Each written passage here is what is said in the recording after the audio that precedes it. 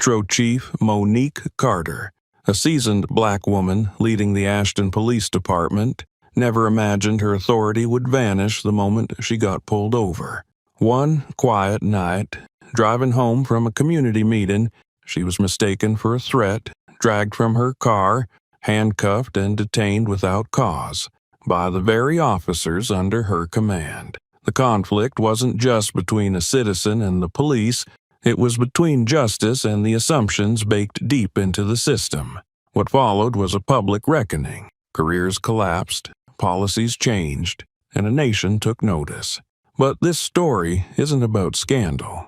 It's about what happens when someone in power chooses to stay silent just long enough for the truth to reveal itself. So, before we begin, tell us, where in the world are you watching from? Because after this, you may never look at a traffic stop the same way again. The scream pierced the silence like a blade. "Get out of the car, now!" Officer Tyler Brooks shouted, his voice brimming with aggression and certainty. The flashlight in his left hand trembled slightly, not from fear, but from the adrenaline that came with dominance. His other hand hovered above the grip of his holstered Glock, as if he couldn't wait for a reason to use it. The woman inside the vehicle, a black woman in her late 40s wearing a gray blouse and slacks, kept both hands on the wheel. She blinked slowly, calmly, trying to process the rapid escalation. "Officer," she began, her tone even, "I'd like to know why I'm being—" "I said out," he snapped again. No room for questions, no time for dignity. The passenger door was yanked open. Another officer, Matt Redding, bulkier, older, just as reckless, grabbed her left arm and yanked hard. Her seatbelt caught, jolting her sideways. Redding clicked the release with a practiced motion and pulled again. She stumbled out, heels scraping against the gravel as both officers shoved her to the back of the car. A phone camera from across the street was already rolling. Ava Martinez, 16 years old, stood in her second-floor bedroom holding her iPhone to the window. She had no idea who the woman was or what had happened, but she knew what injustice looked like. The TikTok caption would read, "Black woman pulled from car by cops for no reason. Again." She'd upload the clip before the officers even finished cuffing their target. Back on the street, Officer Brooks pushed the woman's face against the trunk. "Hands where I can see them. Stop resisting." She wasn't resisting. Her voice remained calm but firm. "I am complying. There's no need to use force." Redding leaned in close, his breath sour. "You think you can talk your way out? Not tonight, sweetheart." The woman's name was Monique Carter, but to them, she was just another late-night traffic stop with a problematic attitude. Brooks clicked the cuffs into place with a little extra pressure, making sure the cold metal bit into her skin. "Got anything in the vehicle we should know about?" he asked, grinning at Redding. She answered slowly. "No weapons, no drugs, nothing illegal." "We'll see about that," Redding muttered. Her car, a black mid-size sedan, meticulously clean, was left with the driver's door wide open and the engine idling. The glove compartment, where she had reached earlier for her registration, was still open. Her phone sat face up on the center console, its screen still lit. Brooks reached inside and turned off her dash cam. A small red light on the windshield mount blinked out. No warrant, no explanation, just a quiet flick of the switch. "We'll process that later," he said. By the time Monique was shoved into the back of the squad car, neighbors had begun peeking out from windows. Porch lights flicked on. No one came outside. No one said a word. Inside the car, she adjusted her shoulders, testing the stiffness of the cuffs. Her heart beat steadily. Her breathing was measured. She had been here before, figuratively, if not literally. The difference this time? She wasn't powerless, but they didn't know that yet. Brooks slid into the driver's seat, slamming the door behind him. "She fits the profile," he said with a smug nod toward the rearview mirror. Redding laughed as he climbed in. "Yeah, They always act innocent at first. Let's get her booked. Maybe she'll stop talking so pretty when she sees the inside of a holding cell." Monique said nothing. No anger, no protest. She simply watched as the streetlights passed by outside, blurring into golden shadow. Her fingers twitched behind her back, not in fear, but in quiet readiness. In her mind, she was cataloging everything. Their names, their faces, their tones, the false accusations, the illegal search, the unnecessary force. Every second mattered. Every violation counted. She wasn't here just for herself. Half a block away, Ava's video had already hit 25,000 views. The comments flooded in. They didn't even ask questions. She was calm. They were unhinged. Who else is sick of this? The patrol car turned down a side street. Redding shut off the car radio. The silence inside, thick and tense. "She didn't give us much trouble," he remarked. Brooks smirked. "Yet." They didn't see her badge. Didn't check her credentials. Didn't ask her name beyond the barked commands. They thought they were dealing with someone invisible. The car pulled into the rear lot of the Ashton Police Department. Monique was led through the side door, still handcuffed, still silent. No booking photo, no charges read, just cold fluorescent lights and a thick atmosphere of power unchecked. Brooks unlocked the cuffs with a practiced twist and gestured toward the bench in the intake area. "Make yourself comfortable. You'll be here a while," he said, his voice mocking. Monique rubbed her wrists. "Am I being detained or charged?" Redding gave her a smirk. "We'll let you know when we decide." She sat, straight back, chin level, her silence louder than any protest. Across town, her assistant Anita was still finishing up emails in Monique's office at the Ashton PD headquarters. She glanced at the time. 10:46 p.m. The chief should have been home by now, but no one had called. No alerts were triggered. Monique had left her official radio in the trunk of her car. The holding cell door buzzed open. Officer Redding led her inside and shut it behind her with a metallic echo. On the bench, in the cell, under the cold hum of overhead lights, Monique Carter sat with the composure of someone who knew she would not stay silent. 2 hours earlier, the streets of Ashton were calm, painted in the amber haze of dusk. Monique Carter guided her black sedan through the tree-lined neighborhood, her hands steady at 10 and 2. The dashboard read 29 miles per hour, 6 below the speed limit. She wasn't rushing. She never did. Not in this part of town. Her day had been long but productive. She had just wrapped a community meeting with local clergy and neighborhood organizers focused on strengthening relationships between law enforcement and citizens. The irony would become unbearable later, but for now, Monique was thinking about dinner. Her husband, Greg, was home prepping her favorite, Cajun shrimp pasta. He'd sent her a text an hour ago that simply read, "You're gonna love this one."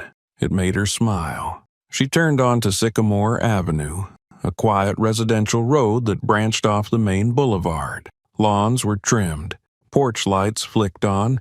A woman walking her dog offered a wave. Monique nodded in return, grateful for the routine calm of suburban evenings. Her badge and her rank were stowed away in the glove box. She didn't wear her uniform after hours, didn't flash her authority unless absolutely necessary. Tonight, she was just Monique, wife, neighbor, woman, heading home. And then came the lights. The flash of red and blue exploded behind her, strobing across her rearview mirror like an alarm gone off in her chest. Her fingers stiffened on the steering wheel.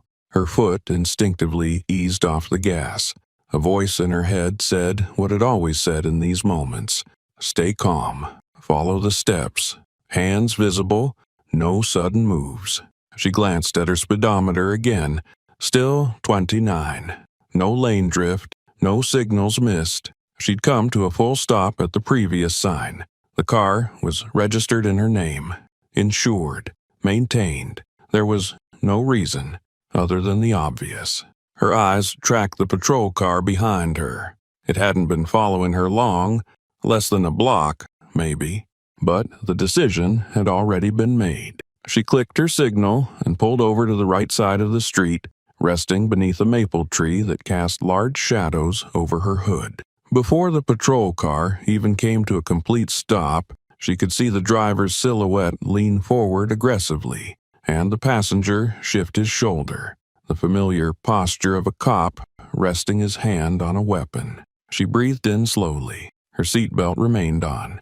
Both hands returned to the top of the wheel, fingers spread. The windows were already down. She waited. Seconds passed, long enough to feel rehearsed. Then the driver's door of the cruiser swung open, and out stepped a tall, lean man, light-skinned, late 20s, probably ex-military. His walk had that swagger that came from someone who believed a badge made them untouchable.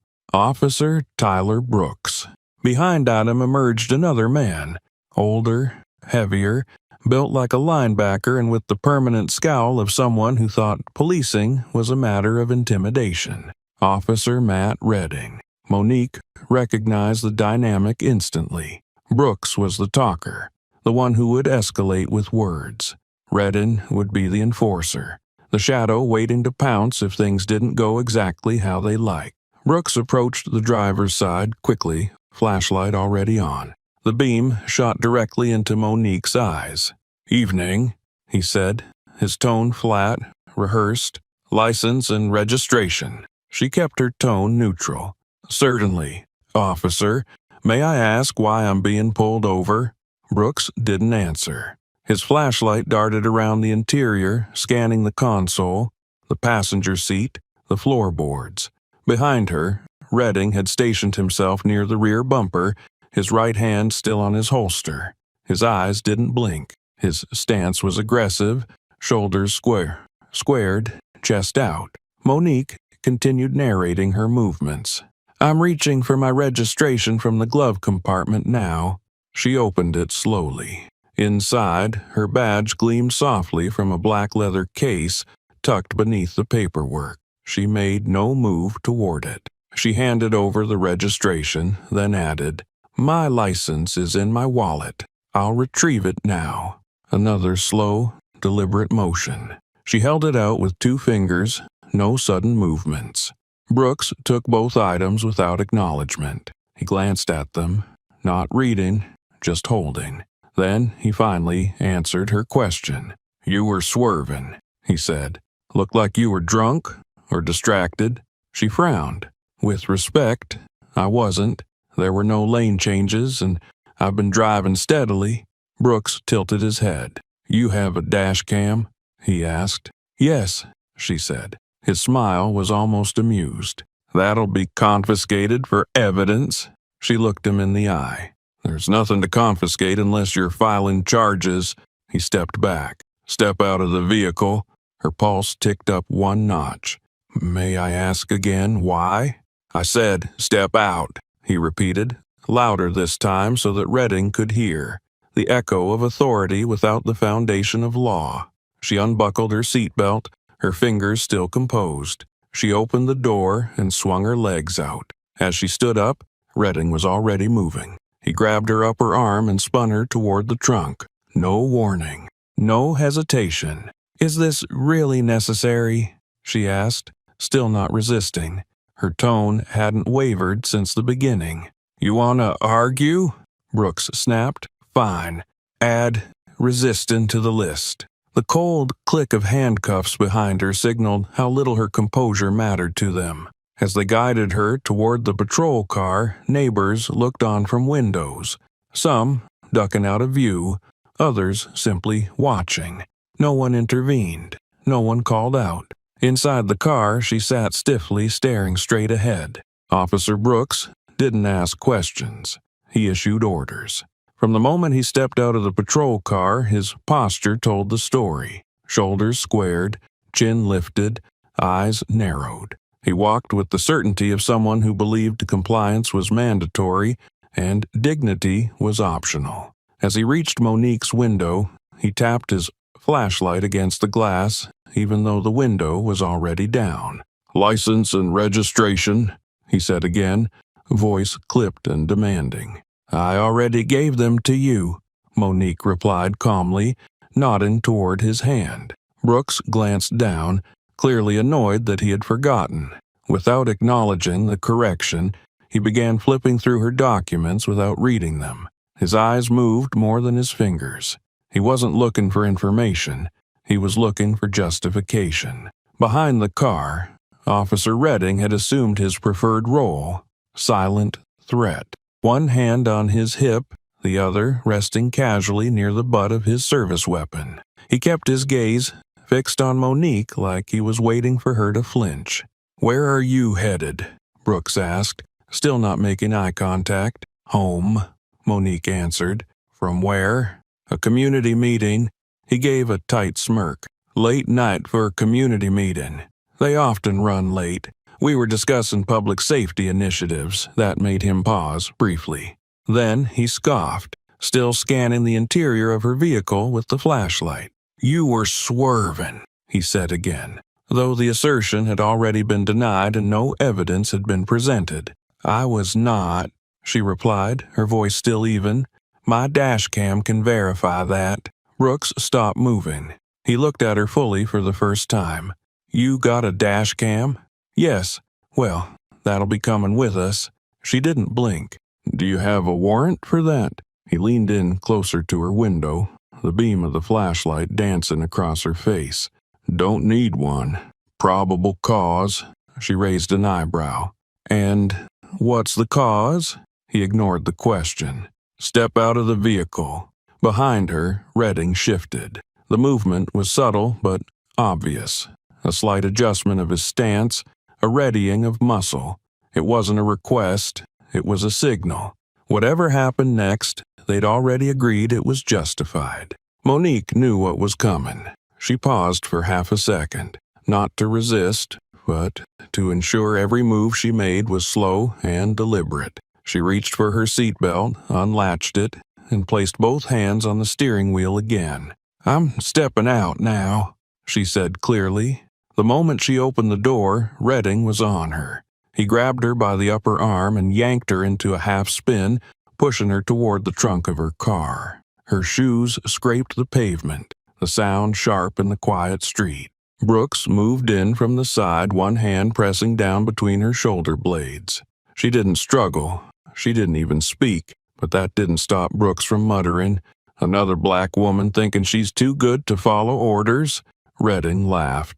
"They're always so cooperative, until they're not." From her bedroom window, Ava Martinez watched the scene unfold. Her live stream was already picking up viewers. She could see the numbers rising. 700, 1,200, 3,400.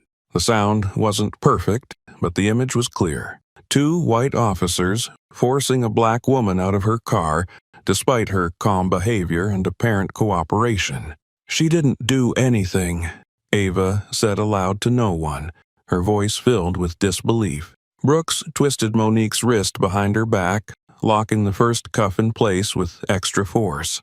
"You're hurting me," Monique said, not pleading, just stating a fact. He tightened it. "You should have thought of that before acting like you were above the law." "She's not even yelling," Ava whispered into her phone. "They're treating her like a criminal." The second cuff snapped shut.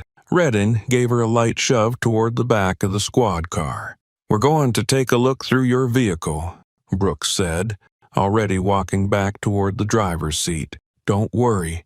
We'll make sure your dash cam finds its way into evidence." Monique turned her head slightly. "Without a warrant?" Redding leaned in, lips near her ear. "No one's going to care." She said nothing. There was no point arguing with men who had already decided who she was.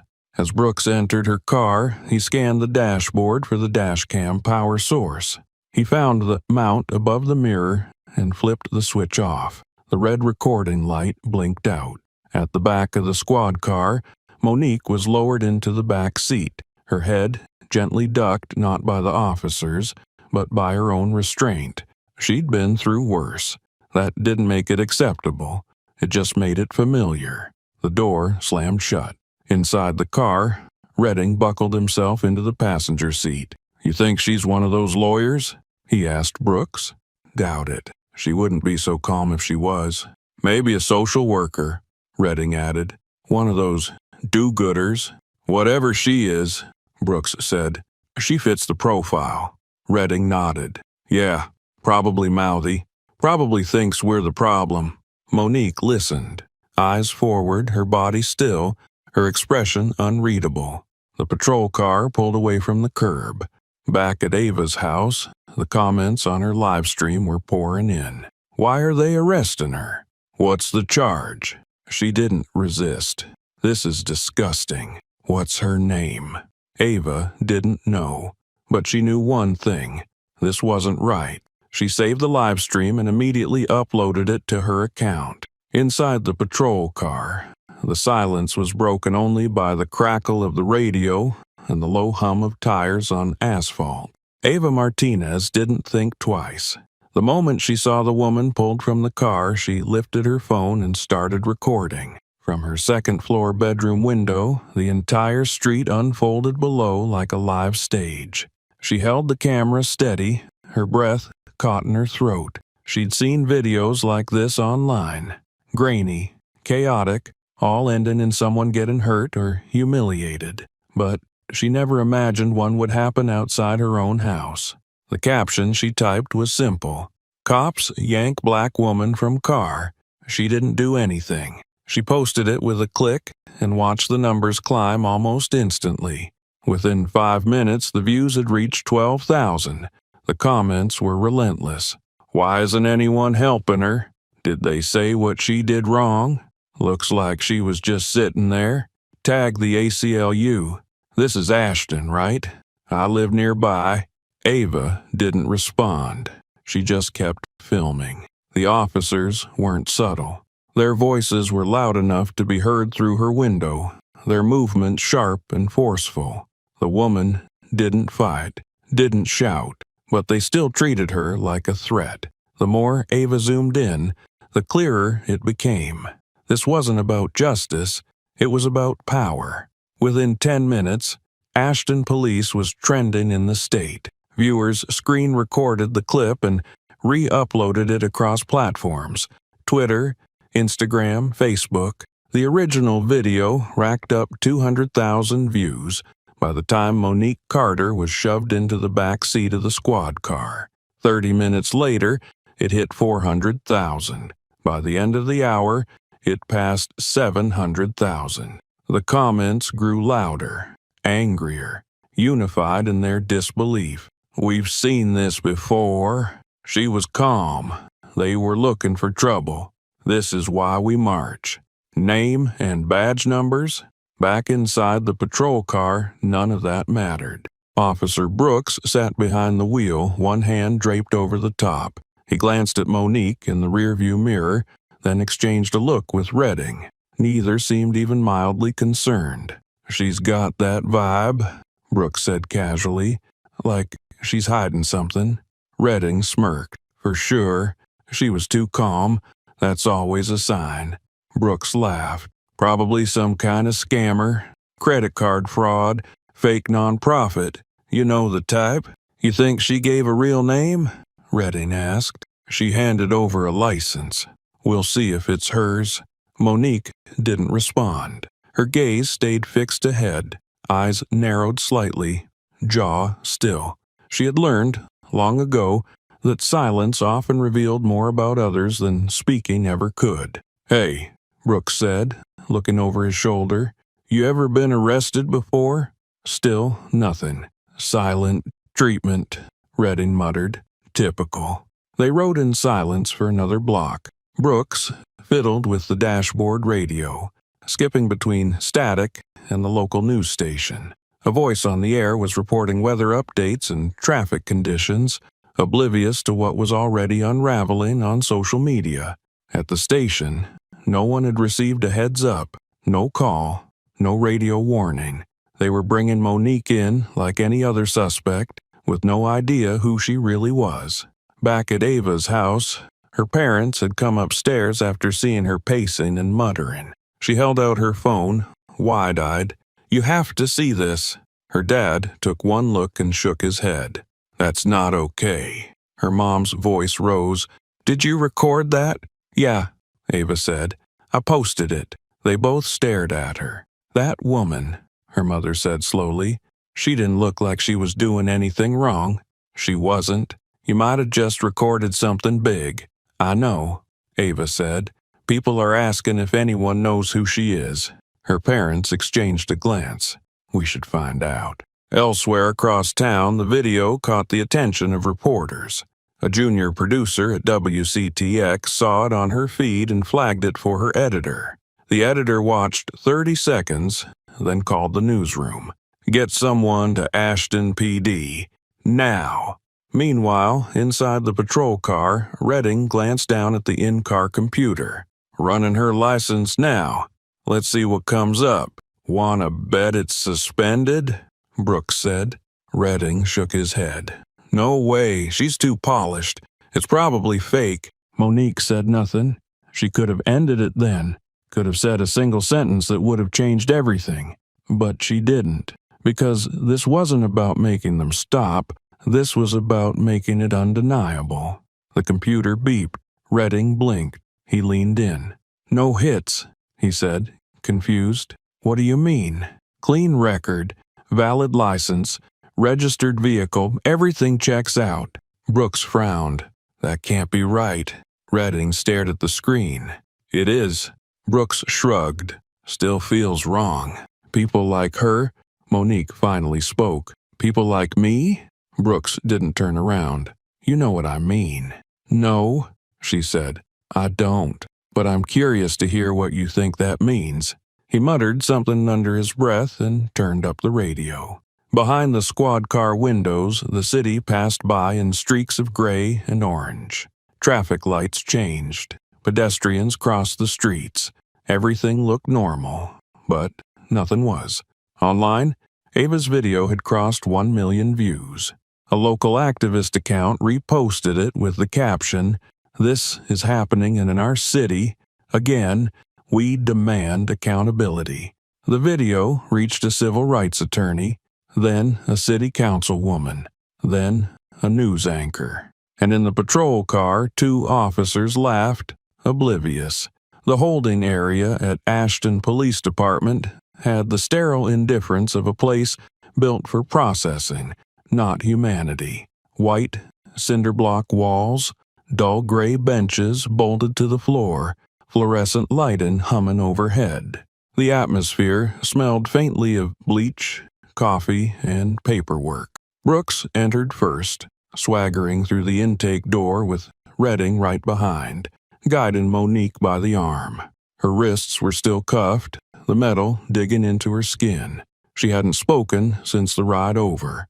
Her silence unnerved them more than any outburst might have. "She's one of those slick ones," Brooks muttered as they stepped inside. "Talks real pretty, carries herself like royalty." Redding chuckled. "Yeah, probably one of those non-profit types. Pretend they care, but really just trying to look better than everyone else. Or she's in deep with something," Brooks added. "Drugs, fraud, tax scheme, I've seen that look before." Monique glanced at him, calm and wordless. Her gaze didn't linger, didn't rise to confrontation. It simply observed. Brooks met her eyes for a second, then looked away. Redding guided her to the bench in the corner and finally removed the cuffs.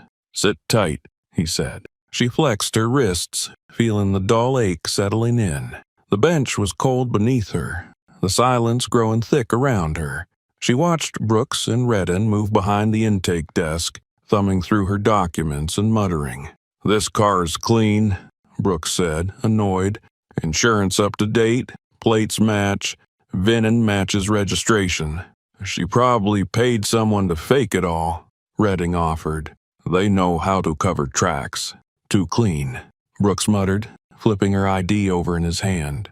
"Monique Carter," Redding read aloud. "Wonder what her real name is." Still, she said nothing. She sat straight, her shoulders square, posture controlled. She didn't cross her legs, didn't fidget. She wasn't trying to appear strong. She was simply unwilling to shrink. Other officers moved in and out of the intake area. Most didn't stop. A few glanced her way. No one asked questions. That was how things worked. If someone was in the cell, they must have done something. But one officer lingered. Officer David Tron, mid-30s, detective unit, clean-cut and observant, paused near the far doorway with a folder in hand. His eyes drifted toward Monique. Something about her didn't add up. Not just her calm demeanor, but the way she scanned the room, how she clocked every camera, every angle, every badge number. She didn't look afraid. She looked prepared. He tilted his head slightly, as if trying to place her face in a context beyond this one. He couldn't quite get there, but a question began to form. Back behind the desk, Brooks was still talking. "She's gotta be dirty. Nobody that smooth is innocent," Redden snorted. "Or she's just been through this 100 times, knows how to play the game. I say we pull her phone, dig through her messages, see who she's talking to." Redden nodded. "She probably deleted everything. They always do." Tran set his folder on a nearby counter but didn't walk away. His eyes narrowed. He wasn't sure what bothered him more, the officer's certainty without evidence or the woman's refusal to flinch. He knew that look. He'd seen it before. People who had nothing left to lose didn't look like that. People with power did. Monique's eyes flicked toward him, brief, direct, almost acknowledging that she had noticed his notice. Tran turned to one of the admin clerks at the terminal nearby. "Did anyone log this woman into the system?" The clerk glanced up, shook her head. "No booking yet. No charges filed." "No charges?" "Not yet. Brooks and Redding brought her in. Said they're still reviewing." Tron nodded slowly, lips pressing together. "How long has she been here?" 15 minutes, maybe 20. "Where's the report?" "They didn't submit one yet." Tran looked back toward the cell. Monique hadn't moved, still sitting straight, still watching. Behind him, Brooks said loudly, "If she's not guilty of anything, she should have acted nervous. That calm stuff, that's fake." Monique blinked once, not in response, just the act of someone still breathing. Tran stepped back from the desk. "Let me know when they file something," he said to the clerk. She gave a quick nod. He walked away, but the wheels in his head were turning. Something didn't feel right. Not just the absence of a report or the sloppiness of procedure, it was the complete lack of justification. No probable cause, no paperwork, and a woman in a holding cell with nothing but silence around her. Back at the bench, Monique shifted slightly. She could still hear Brooks and Redding mocking her behind the glass partition. "She probably lives off donations," Redding said, "or grants. They know how to hustle the system." "Sure as hell does," Brooks said. "Sits up like she owns the place. They're always playing the victim until you shine a light." They laughed together, unbothered. Monique didn't react. Her mind was too focused, too busy recording every word, every gesture. She could still feel the cuff marks on her skin, but they didn't sting as much as the knowledge that this wasn't new. It was practiced, rehearsed. These officers had done this before. They expected it to work the same way again. Across the city, Ava's video had now reached 1.6 million views. Comments flooded the mayor's page. Local journalists were already assembling coverage, but here, inside the sterile walls of the Ashton PD, the two officers who had initiated it all were still laughing. Lieutenant Dana Morgan stepped through the side door of the intake wing with her coffee still in hand, though now cooling rapidly. She had been summoned 20 minutes into her night shift after an unusual intake flag. No charges filed, no booking form, no report submitted for a suspect brought in nearly half an hour earlier. That in itself wasn't alarming. Sloppy paperwork happened. What didn't happen was complete silence around a person held without cause. Morgan had worked 23 years in the department. She wasn't easily rattled, but her instincts had been honed by time and experience. She noticed patterns. She noticed absences, and something about this one didn't track. She approached the desk where Officer Brooks and Officer Redding stood casually, both mid-laugh over something that clearly had nothing to do with police work. As soon as they saw her, both straightened a little, but neither seemed concerned. "Lieutenant," Brooks greeted her with an easy nod. "Who's the woman in the holding cell?" Morgan asked directly, skipping past pleasantries. "Traffic stop," Brooks said. "She was swerving, acting suspicious. Gave us attitude." "Name?" "Monique Carter." "Charges?" "We're still working that out." "Report?" "Pending." Morgan's eyes didn't waver. "You brought her in 25 minutes ago." Redding chimed in. "We were getting to it. Had to verify a few things first." Morgan glanced past them toward the glass window that looked into the holding area. Monique sat perfectly still, spine upright, hands folded loosely in her lap. She didn't pace. She didn't slouch. She looked like someone waiting out a meeting, not a booking. "What exactly was suspicious about her?" Morgan asked. Brooks shrugged.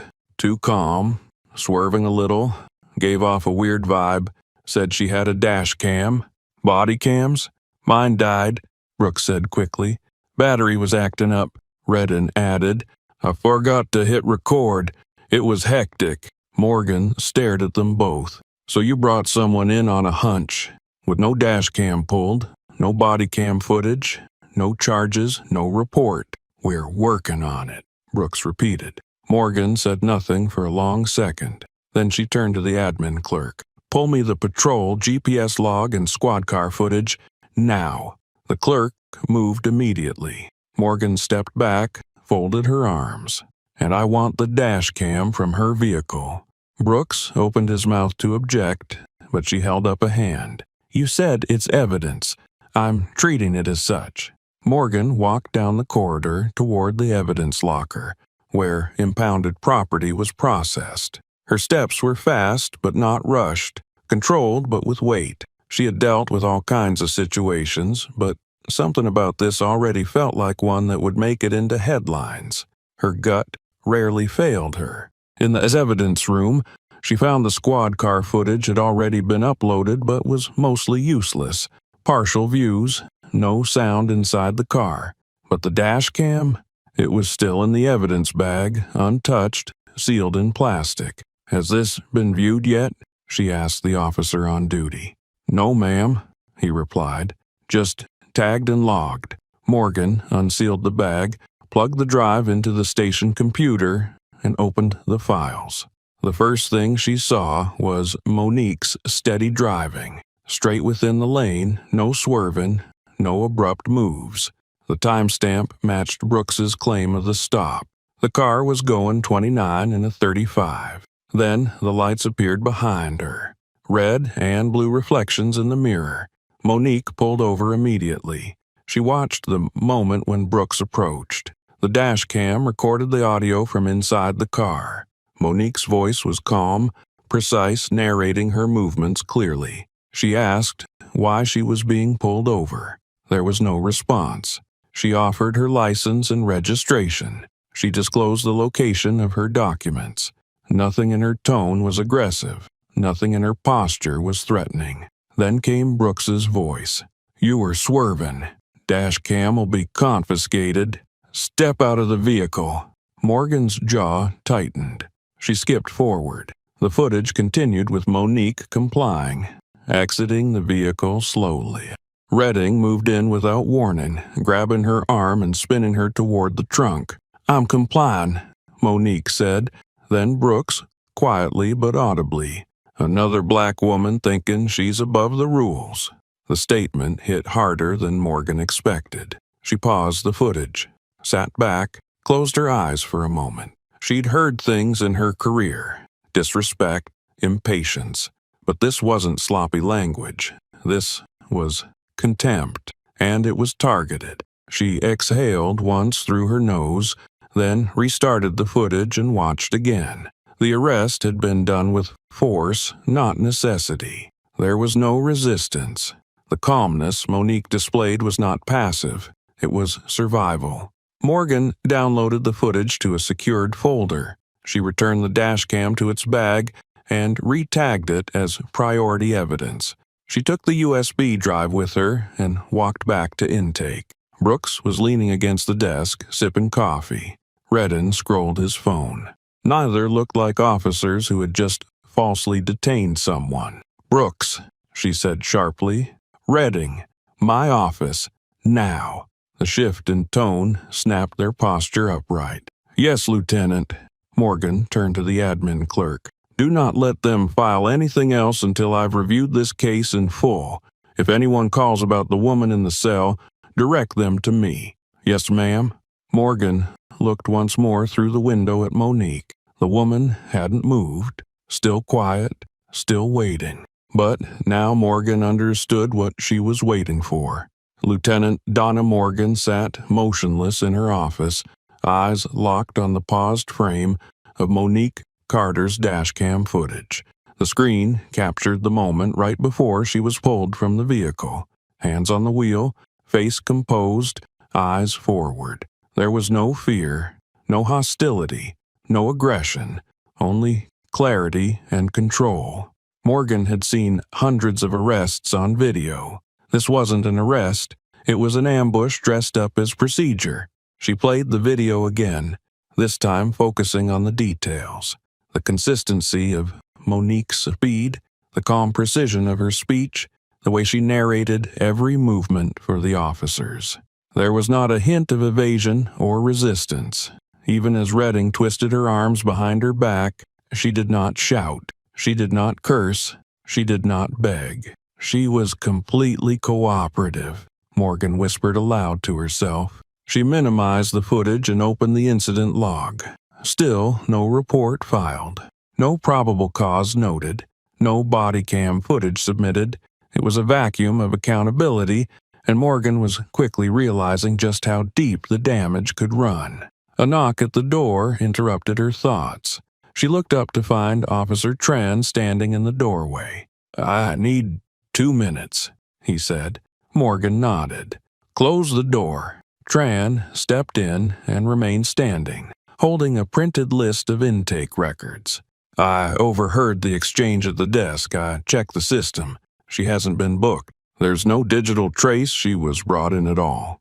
Morgan gestured toward her monitor. "I know. I've reviewed her dash cam. The stop was bogus. She was compliant from the moment they lit her up. Brooks and Redding didn't just cut corners. They never even laid the groundwork for due process." Tran frowned. "I thought I recognized her face. I couldn't place it. But now I'm almost certain she's not just some random." "I'm getting that impression, too," Morgan said, standing. "I'm going to talk to her." Morgan crossed the hallway back to the holding area, her footsteps quiet on the linoleum floor. She stopped outside the cell and studied the woman inside. Monique sat exactly as she had an hour earlier. No slouching, no signs of frustration. Her hands were folded in her lap. Her back never touched the wall behind her. She looked up when Morgan approached, eyes level, expression unreadable.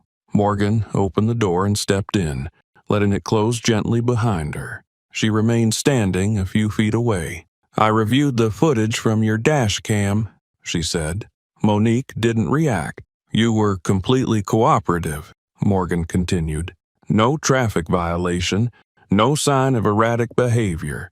Your speed was under the limit. You responded respectfully to every command." Still no response. Morgan took a slow breath. "You didn't resist. You didn't escalate. You gave no cause for arrest. Yet here you are, sitting in a cell with no charges and no paperwork." Monique's eyes didn't leave hers. Morgan studied her more closely now, the posture, the silence, the way she read the room before speaking. "You carry yourself like someone used to power," Morgan said. "Someone used to commanding a space, not being forced into one. No shift, no flinch. "So I'll ask once," Morgan said, voice steady. "Who are you really?" Monique tilted her head slightly, as if assessing whether Morgan had earned an answer. But then she blinked once and looked away, back toward the blank wall in front of her. "I'm exactly who they assumed I wasn't," she said quietly. "That's all that matters right now." Morgan didn't press further. Something in that answer landed hard, because it was true. The system had already made its assumption before the first word was spoken. And if Morgan hadn't intervened, Monique might have left this building with a record she never earned, buried beneath a narrative crafted in ignorance and unchecked bias. Morgan took a step back. "You're not under arrest. You'll be out shortly. I'm handling it." Monique looked up again. "Are you?" Morgan met her eyes. "Yes, I am." She exited the cell and locked it behind her. In the hallway, she leaned against the wall for a moment, processing everything. This wasn't just about bad judgment or protocol failure. This was a systemic blind spot weaponized through routine. Morgan had seen it before. Complaints filed too late. Evidence conveniently missing. Stories twisted in reports. But she had never seen it unfold in such real time, from the first stop to the silent cell. She walked back to her office, not bothering to acknowledge Brooks and Redden, who were now seated awkwardly in the hallway outside her door, awaiting their summons. She let them wait. Inside, she picked up the phone and dialed Internal Affairs. "This is Lieutenant Morgan," she said when the line picked up.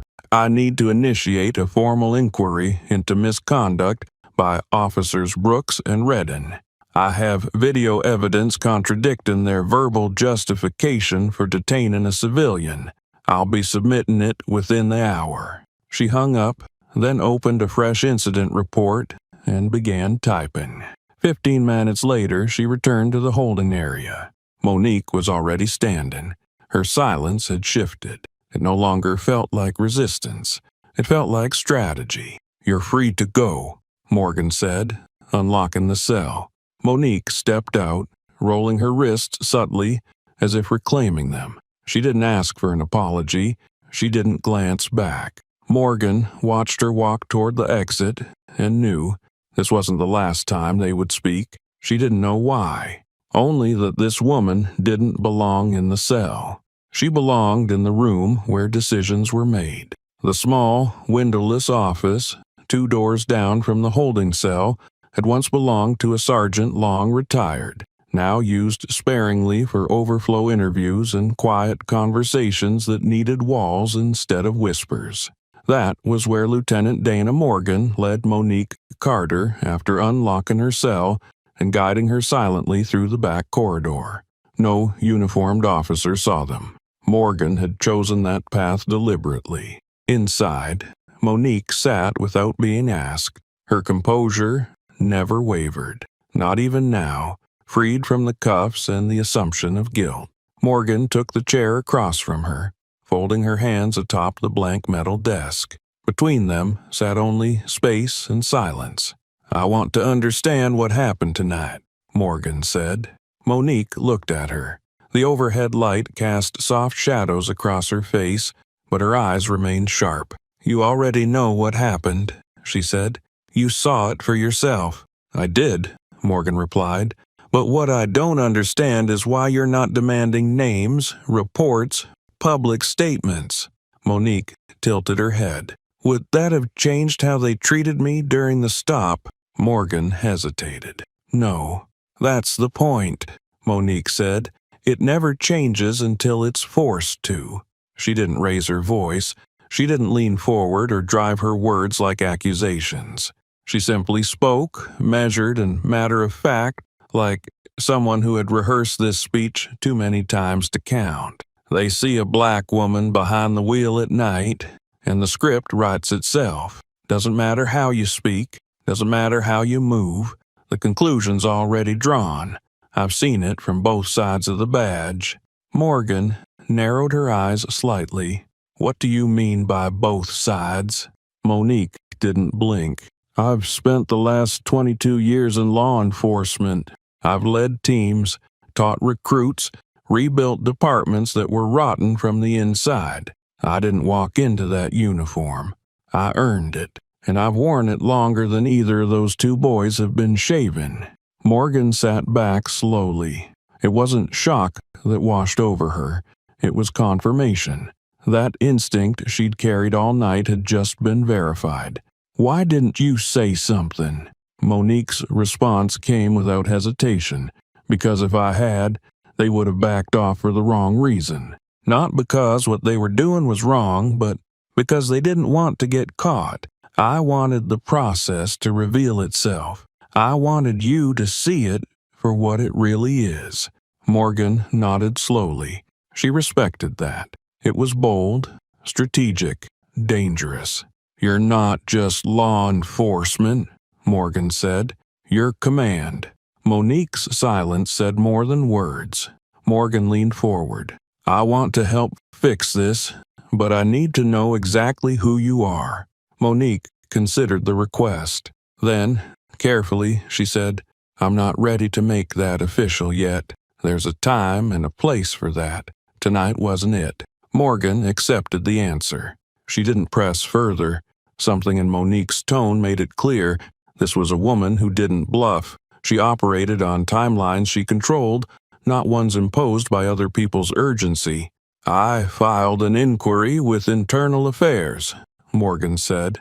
"Both officers will be suspended pending review. I've submitted the dashcam footage and marked the report as high priority." Monique nodded once. "Thank you." Morgan paused before speaking again. "You're not the first person this has happened to." "I know," Monique said, "but I might be the first one who can do something about it from the inside." They sat in silence for a moment longer. "I'll walk you out," Morgan said eventually, standing. "No need," Monique replied, rising to her feet. "I know the way." Morgan opened the door and let her pass. No formalities, no escort, no apologies. Just the quiet acknowledgement that something significant had shifted between these walls tonight. Outside, the hallway remained empty. The few officers on the late shift were either at their desks or asleep in corners of the bullpen. Monique exited the building alone, the night air meeting her with cool indifference. She got into her car, the same one she'd been pulled from hours earlier, and drove without rush. Her hands were back at 10 and 2. Her speed was a steady 29 and a 35. The city hadn't changed, but she had made a decision. This time it wasn't going to end in silence. The next morning, sunlight rose slowly over Ashton, casting long golden rays across the east-facing windows of the municipal buildings downtown. The Ashton Police Department stood quietly in the early light, the parking lot half full, as night shift officers clocked out and day shift shuffled in. At 6:42 a.m., Monique Carter pulled into the reserved space near the front steps. The plaque above the spot read, "Chief of Police." She turned off the engine, grabbed her briefcase, and stepped out. Inside, officers nodded absently to her as she passed through the lobby. Some greeted her with quiet respect. Others still looked unsure what to make of the new leadership. Her assistant, Anita James, looked up from her desk and froze for a second. "Chief Carter," she said quickly, "you're here early." Monique offered a small smile. "Rough night. I want the conference room prepped by 9. I'll be addressing the department this afternoon." Anita nodded, catching the weight in her tone. Monique walked through the hall, every step deliberate. She didn't look left or right. She didn't pause. She had a job to do.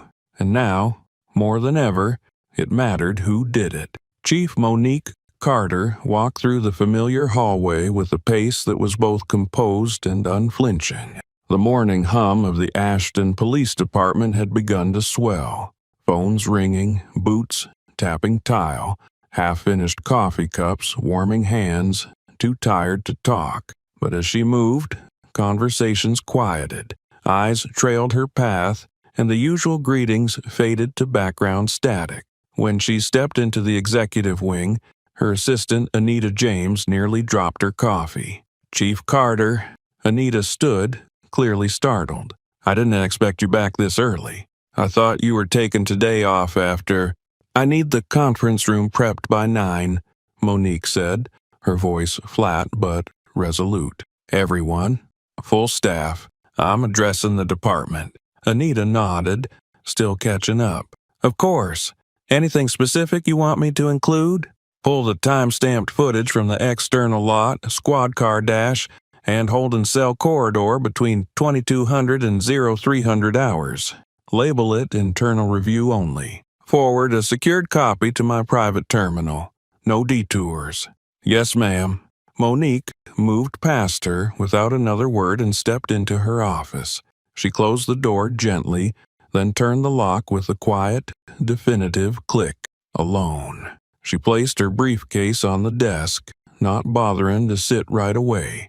The room was clean, orderly. The framed awards, degrees, and certifications remained on the wall. Her badge rested inside a velvet-lined case behind her desk. This was supposed to be the highest seat of authority in the department. Yet, only hours earlier, it had meant nothing. She stood by the window for a moment, watching the early traffic outside crawl through the intersections of downtown Ashton. Commuters unaware.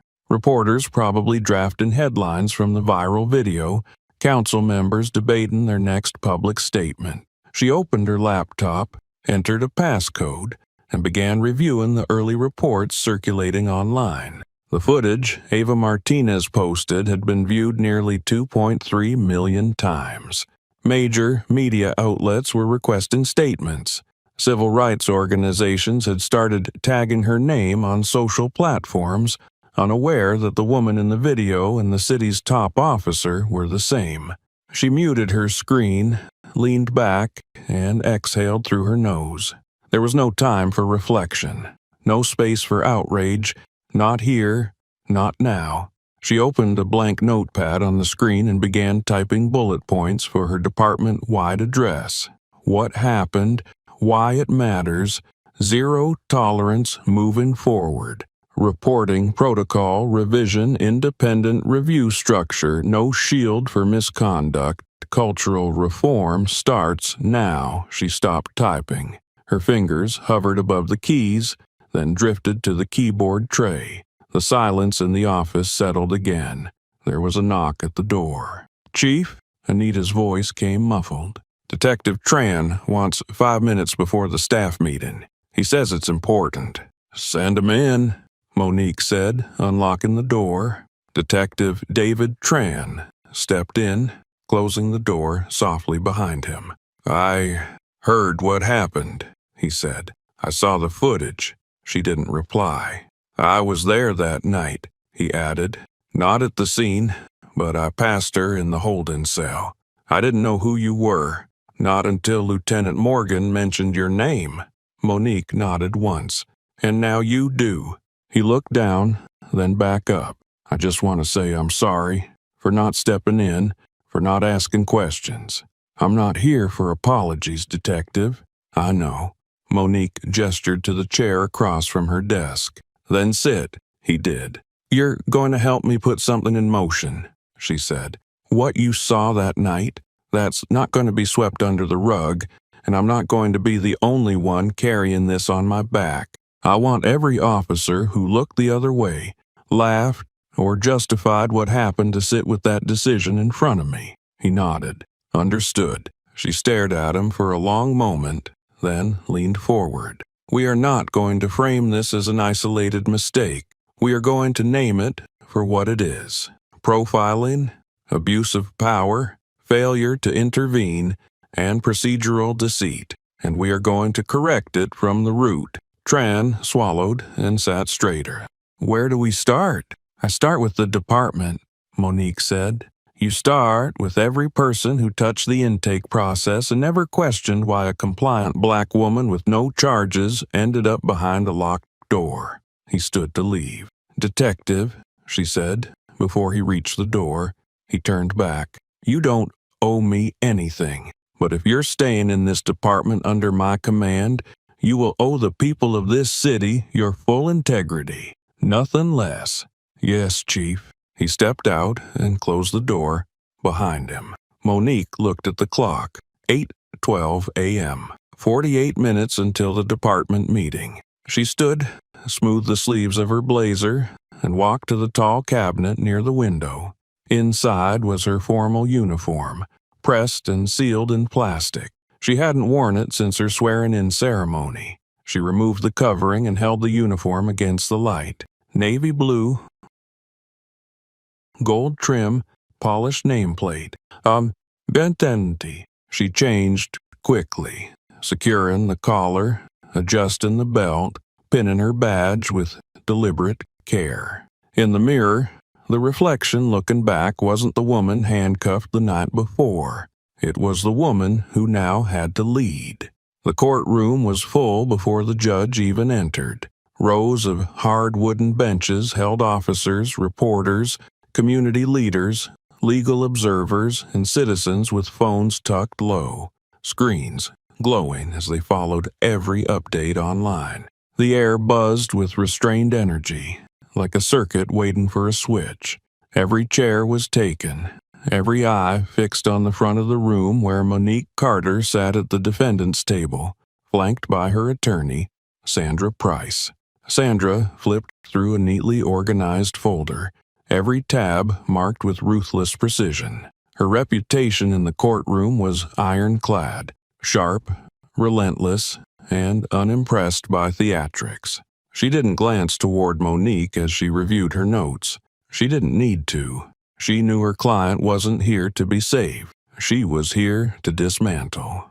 At the opposite table, Officers Tyler Brooks and Matt Redden entered side by side, their uniforms freshly pressed, faces scrubbed of expression. But anyone watching closely could see it, Brooks's slight smirk, the way he adjusted his tie with too much ease, the swagger in his stride as he took his seat beside the public defender assigned to them. Redding didn't look as confident. His jaw was clenched, his eyes flicking around the room as if searching for an exit not marked by double doors. The judge entered, an older man known for his zero tolerance for delays or drama. He settled into his chair, checked the docket, and looked up. "We are here to review the matter of Monique Carter, citizen of Ashton, held without charge following a traffic stop conducted by Officers Brooks and Redding," he said. "Ms. Price, you may proceed."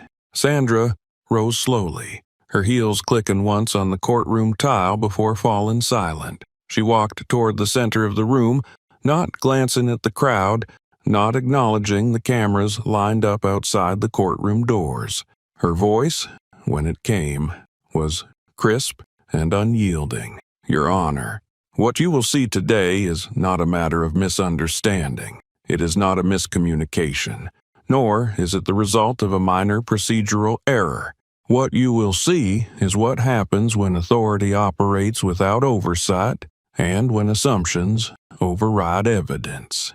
She turned to the jury box, filled with civilians selected at random, but now captive to something much larger than a traffic infraction. "My client was pulled from her vehicle, handcuffed, detained, and placed in a holding cell. No charges, no paperwork, no cause." Brooks leaned toward his attorney, whispering something and chuckling under his breath. Sandra didn't acknowledge it. "Thanks to her own foresight, we have dashcam footage," she continued, "footage that captured every word, every move, and every abuse of power committed during that traffic stop. We will present that evidence in full today." She turned back toward the judge. "We request that this hearing not only dismiss the fabricated narrative imposed on my client, but also lay the groundwork for formal disciplinary action against both arresting officers." The judge nodded. "Proceed with your exhibit." Sandra stepped to the small control panel beside the table. The lights in the courtroom dimmed slightly as a large screen on the wall flickered to life. Monique didn't move. Her face remained neutral as the first frame appeared. The view from her dash cam, time-stamped and clear, The footage began rolling. The room fell completely silent. Monique's car moved smoothly through a quiet street, her speed steady, her signals used, her hands always in frame, always still. The patrol car pulled up behind her, lights flashing. They watched as she pulled over. They heard her voice, calm, steady, announcing her movements. "My registration is in the glove box. I'm reaching for it now. My license is in my wallet." Then came the voices of the officers. "You were swerving. Dashcam will be confiscated. Step out of the vehicle." There was no agitation in Monique's tone, no aggression, only compliance. Then the cuffing, the shove, the muttered line from Brooks, "Another black woman thinking she's above the rules." A sharp intake of breath rippled across the courtroom. Sandra paused the footage. She turned back to the judge. This is how professionalism was rewarded, with restraint met by escalation, calm met by contempt. My client was not pulled over because she posed a threat. She was pulled over because she didn't fit a profile that made sense to them. The judge glanced toward the officer's table. Brooks's smirk had vanished. Redding sat rigid, jaw tight, eyes down. Sandra continued, unflinching. "We will now present the footage from the police cruiser's internal audio, recorded prior to arrival at the station." Another clip rolled. Brooks and Redding's voices filled the room again. "Probably some kind of scammer. She's got that look. Fits the profile." Sandra paused once more. She looked at the judge, then at the jury. "My client was detained based not on law, but on instinct corrupted by bias. Not only was there no resistance, there was no justification for contact at all, and now the truth is here for all of you to see." She returned to the table and sat down. The judge looked over his glasses, face unreadable. "The court acknowledges receipt of all submitted footage. We will proceed with review of supplemental materials before hearing final statements." The courtroom lights came back up.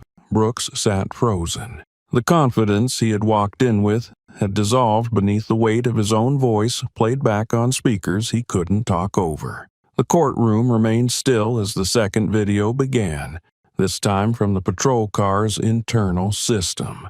The screen shifted from the dashcam's smooth, outward-facing view to the lower-resolution angle from within the police cruiser itself, capturing the audio feed from the officer's approach and return. The footage flickered slightly at the start, then settled, the time code rolling across the bottom corner. The first sounds were the low hum of the car's engine and clipped radio static. Then came Officer Brooks's voice, clear and unguarded. "She fits the profile," he muttered. "Too polished, too quiet, always the ones with something to hide." Redding's voice followed, casual and amused. "Probably pretending to be someone important. Watch, she'll cry about how she volunteers with church groups, or claim she's friends with a judge." Brooks laughed. "You know how they do. Play the victim, act offended, file some complaint later like it'll actually go anywhere." There was a pause, then a sentence that landed like a grenade. "Another black woman thinking the rules don't apply."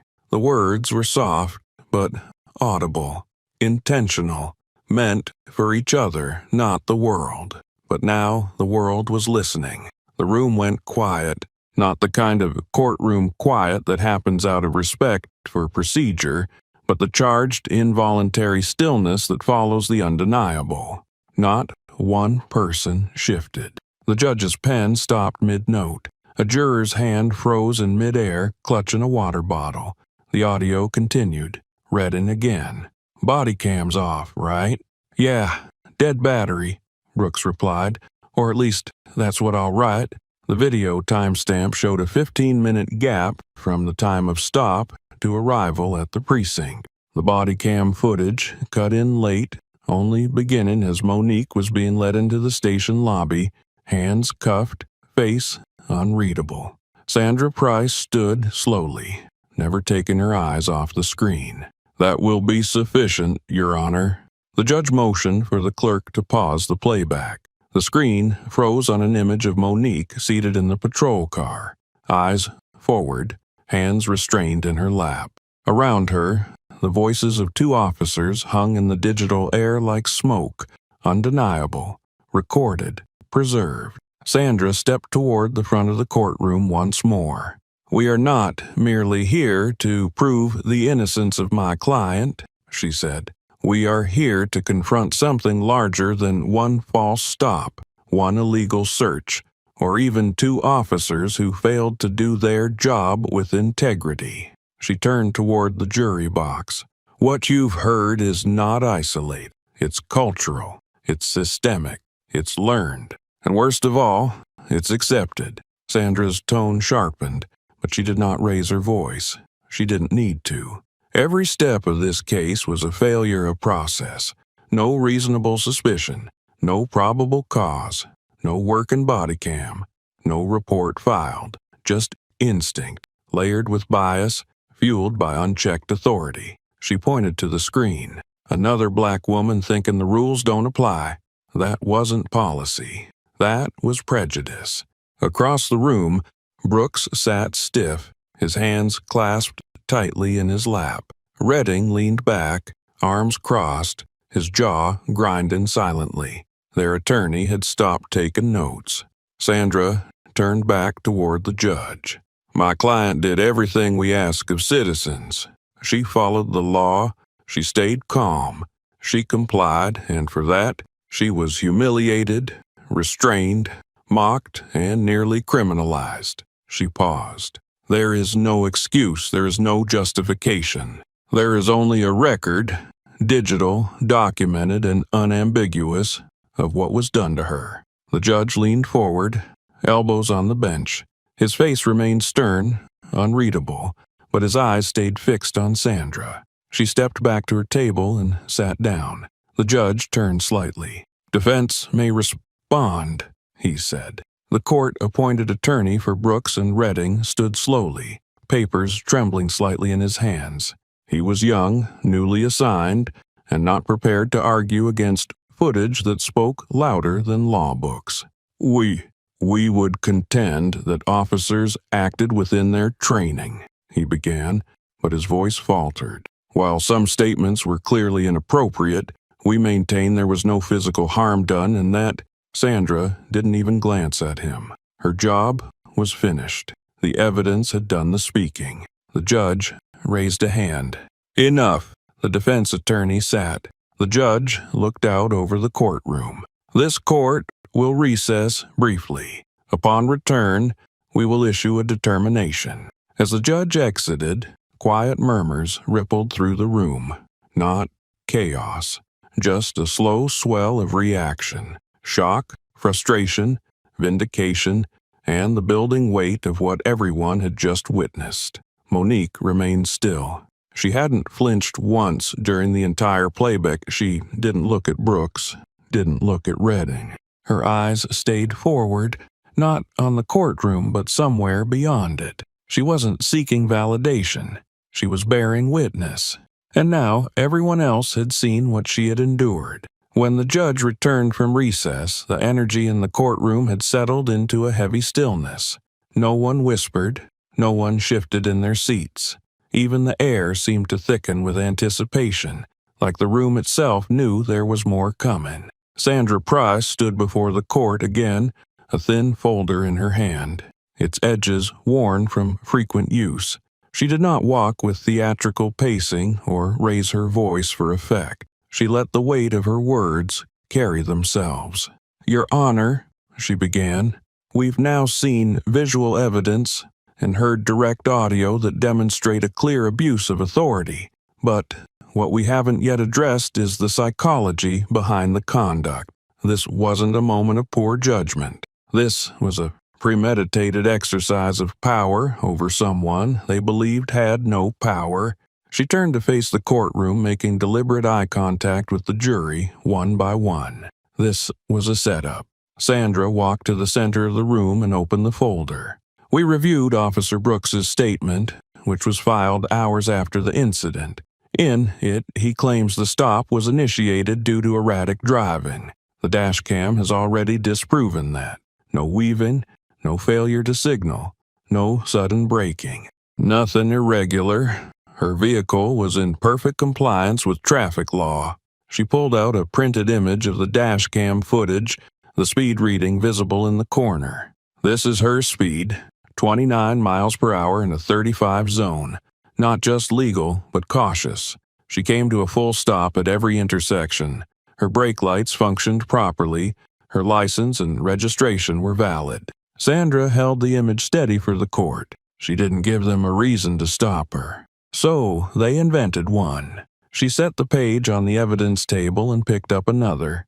In Officer Redding's verbal report, taken by his supervising officer the next morning, he stated that the subject was verbally confrontational and initially non-compliant. That's a direct contradiction of the body cam footage, where she narrated her every movement and responded to commands without hesitation. Sandra turned back to the judge.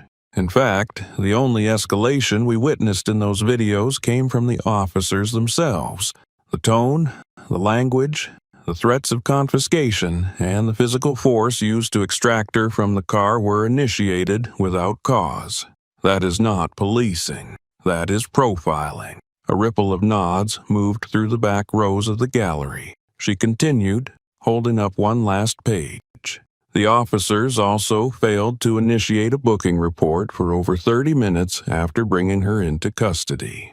That alone violates department policy, which requires the initiation of documentation within 10 minutes of arrival when a subject is detained. There was no reason for the delay, unless they needed time to build a story.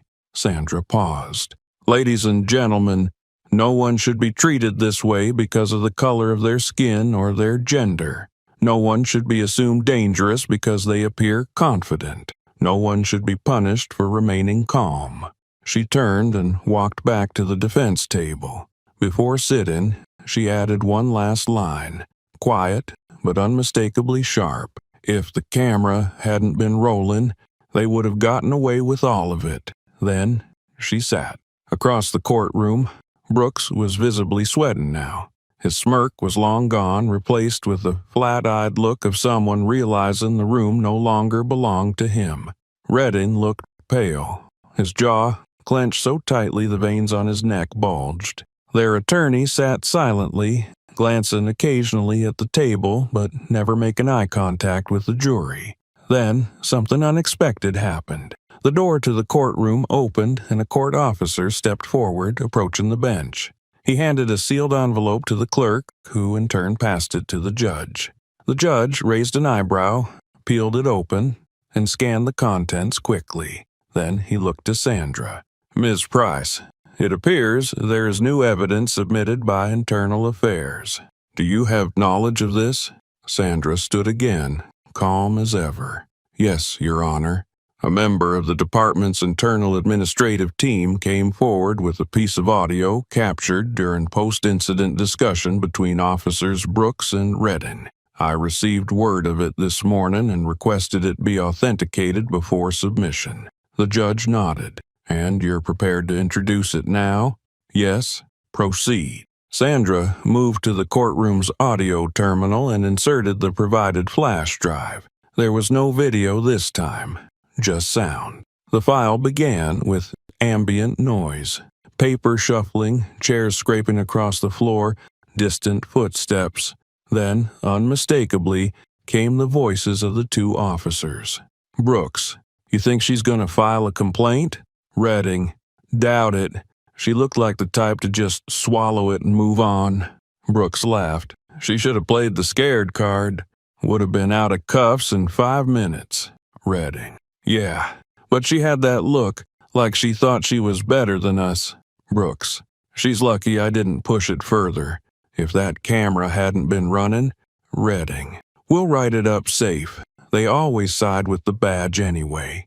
The recording stopped. No one in the room moved. The sound of Brooks's voice saying, "She's lucky I didn't push it further," hung in the air like smoke after a match is blown out. Sandra walked back to her seat without comment. This time, no one needed a closing line. The courtroom doors opened again, this time without announcement.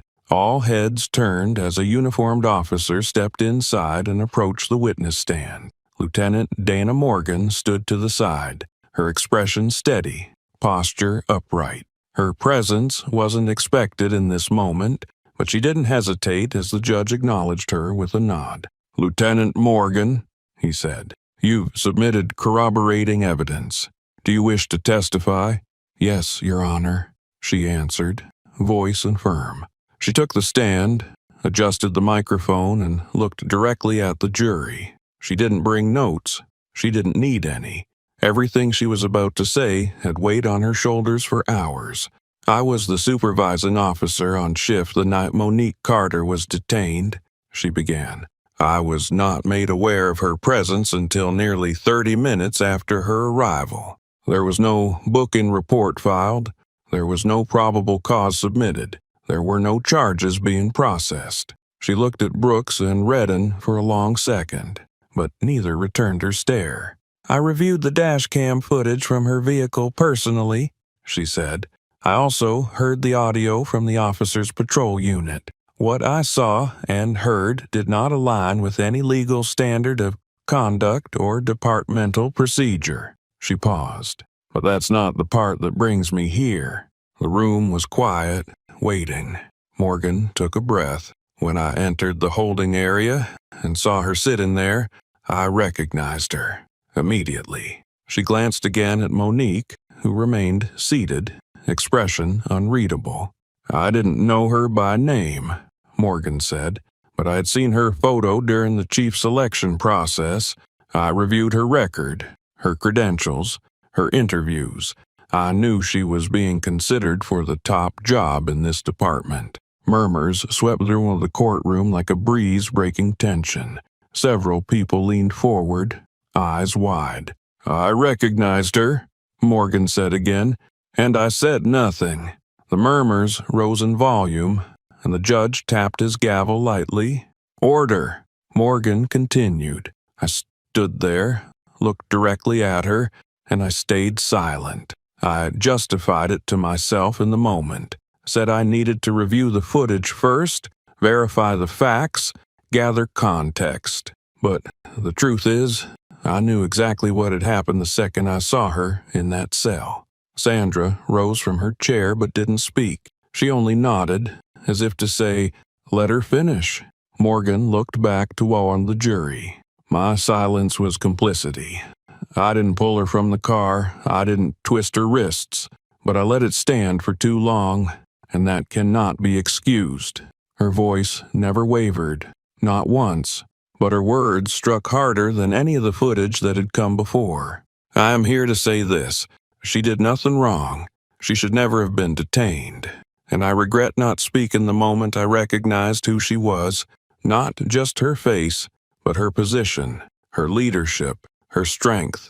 I knew, and I didn't act." When she stepped down, the courtroom remained silent, not because they didn't care, but because they didn't know what to do with the truth just handed to them so plainly. It sat there, undeniable and heavy. The judge turned slightly toward Sandra. "Counselor?" Sandra stood slowly, her tone lower now, softer, but no less sharp. "We thank the court for allowing that testimony. At this time, the defense rests." The judge turned toward the defense table. Neither Brooks nor Redding made any move to speak. Their attorney whispered something to them, but it didn't matter. The momentum in the room had shifted beyond anything they could undo with words.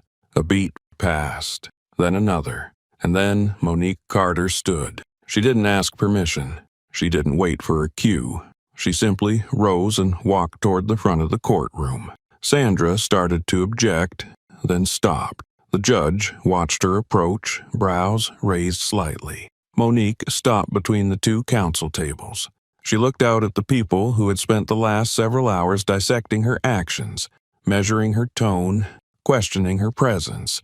She took in the jury, the court staff, the officers seated along the back row, the city councilman near the exit. the local reporters scribbling furiously on pads that wouldn't tell us a full story anyway. She looked at Brooks and Redding. Neither could meet her eyes. Then she looked at the judge. "With the court's permission," she said. The judge gave a single nod. She turned back to the room. "I didn't identify myself the night they stopped me," she said, "because I knew if I had, they would have changed their behavior, not because they respect the law, but because they fear accountability." She paced once, slowly. "I stayed silent to give the system a chance to reveal itself, not just to me.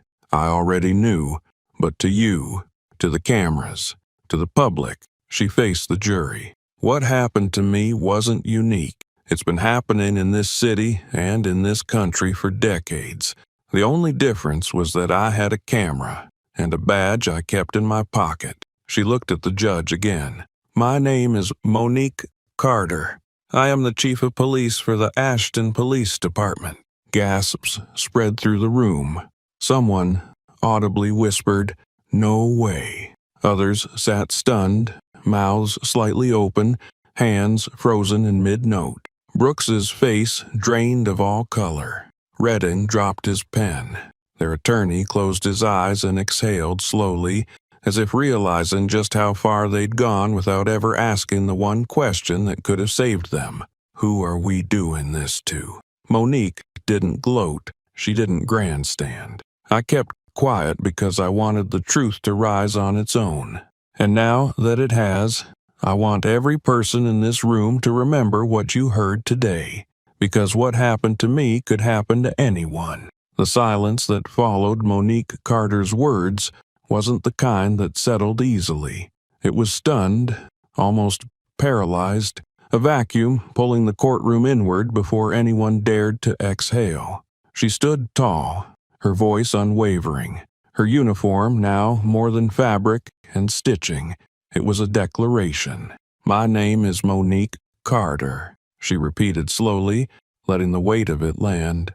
"I am the chief of police for the Ashton Police Department." She turned her head toward Brooks and Redding.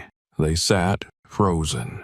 Brooks's lips parted slightly, as if he wanted to speak, but nothing came out. Redding leaned back, stunned, blinking like he'd just walked into sunlight after hours underground. "They did this to me," Monique continued, her voice calm but powerful, "not knowing who I was, not asking, not checking, because they didn't care, because they didn't think they needed to." She faced the jury. "They saw a black woman. They saw confidence, not compliance. They saw posture, not position. They saw skin, not authority. And they decided that was enough." She didn't raise her voice, didn't shift her tone. She didn't have to. The raw truth of her words filled every corner of the courtroom. They placed handcuffs on their own chief and didn't even bother to file a report. A collective wave of realization moved through the courtroom. First the jurors, then the gallery, then the reporters in the back row, who began scribbling furiously, phones pulled out as if confirmation would disappear if they didn't capture it fast enough. Monique took a breath and looked toward the bench. "Your Honor, I did not identify myself that night because I wanted this process to play out exactly as it would for any other woman who looks like me. I wanted to see it unfold without bias, without special treatment, and without shortcuts. Now it has, and it's all here, on camera, in testimony, on record." The judge leaned forward slightly, his expression unreadable but not unmoved. He nodded once, acknowledging the impact of what had just been said. Sandra Price stood. "Your Honor, in light of this declaration and all presented evidence, we ask that all charges be formally dismissed, and that this case be referred for an internal ethics investigation under state oversight." The judge straightened his shoulders. "This court finds that there is no basis for continued proceedings against Chief Carter. All charges are hereby dismissed with prejudice." He banged the gavel once.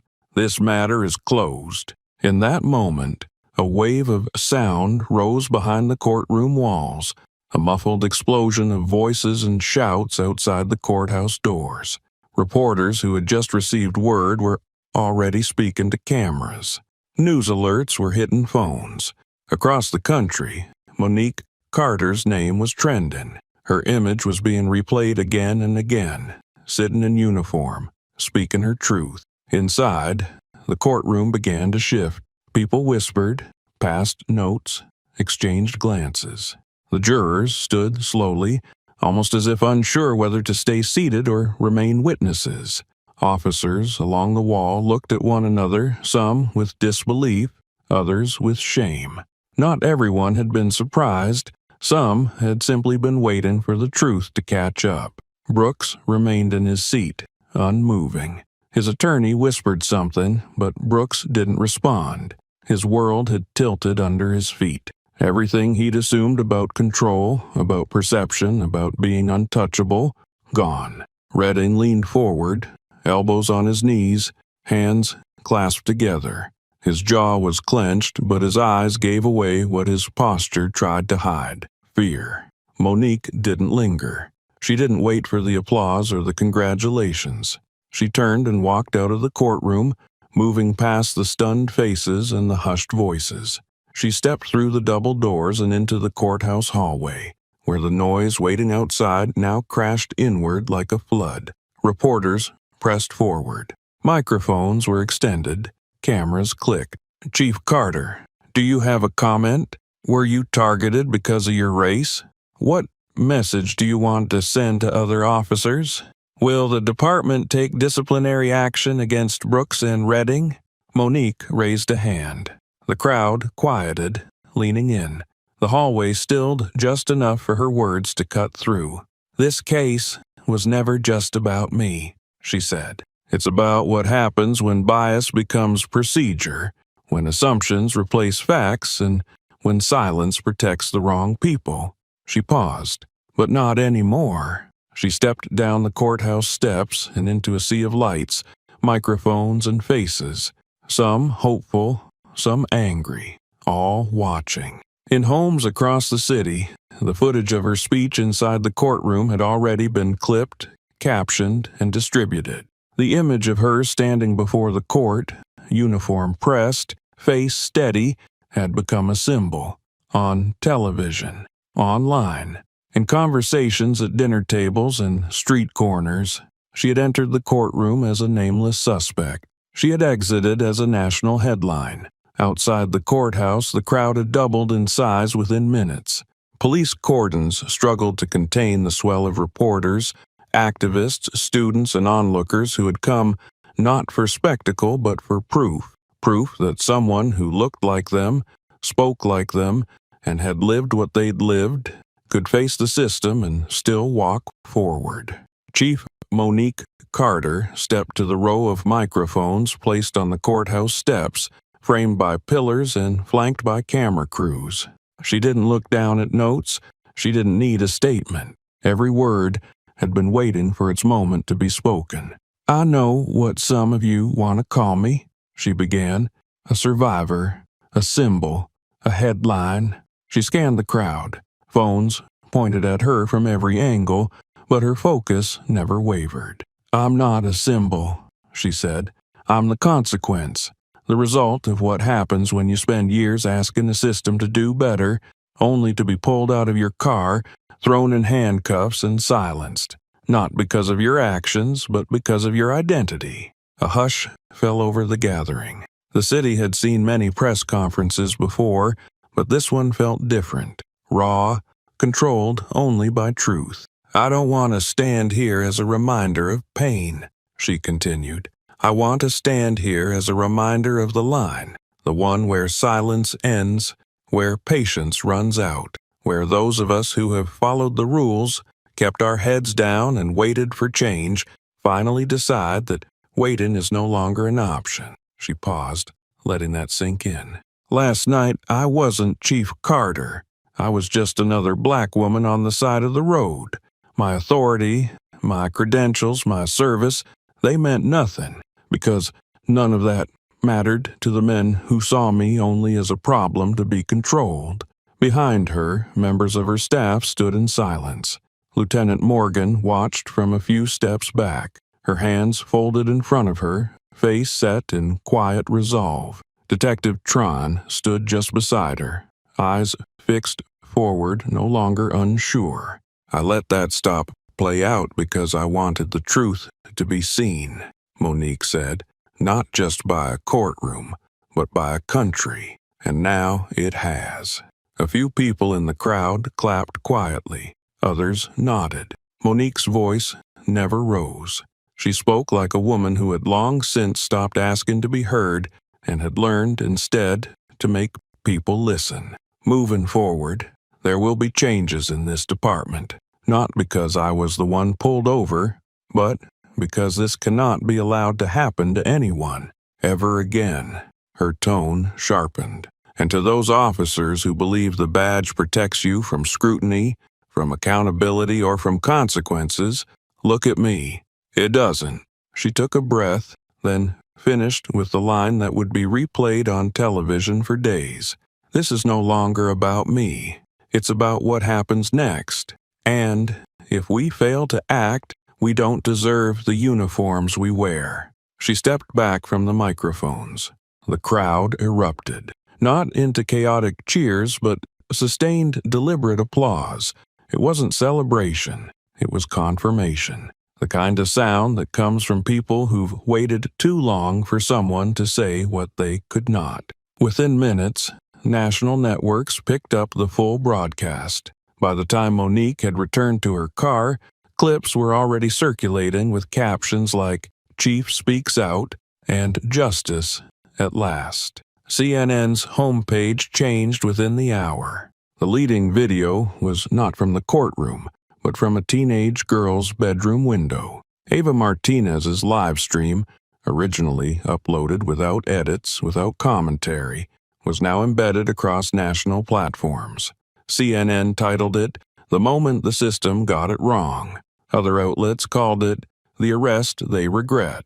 Ava, herself, was asked to appear on local news that evening. She sat nervously in her living room, her parents beside her, answering questions about what she saw and why she started recording. "I didn't know who she was," Ava told the interviewer, "but I knew what I was watching wasn't right. I just wanted people to see what I saw." Monique watched the clip from her office later that night. She didn't cry. She didn't speak. She only leaned back in her chair and closed her eyes briefly, letting the weight of the day settle across her shoulders. Ava had done what many grown adults hadn't. She had paid attention. The comments on the video numbered in the hundreds of thousands. "She's a hero. This girl saved a life. Imagine if that footage didn't exist. We need more witnesses like her." Across the country, departments began reviewing their intake procedures. In some cities, chiefs issued internal memos within hours, reminding officers of the dangers of pretextual stops and unconscious bias. A state senator from Georgia tweeted that she would be introducing legislation requiring all departments to make dashcam data publicly accessible within 48 hours of an arrest. The ripple had started, and at the center of it all, Monique Carter remained steady, not as a victim of the system, but as its mirror.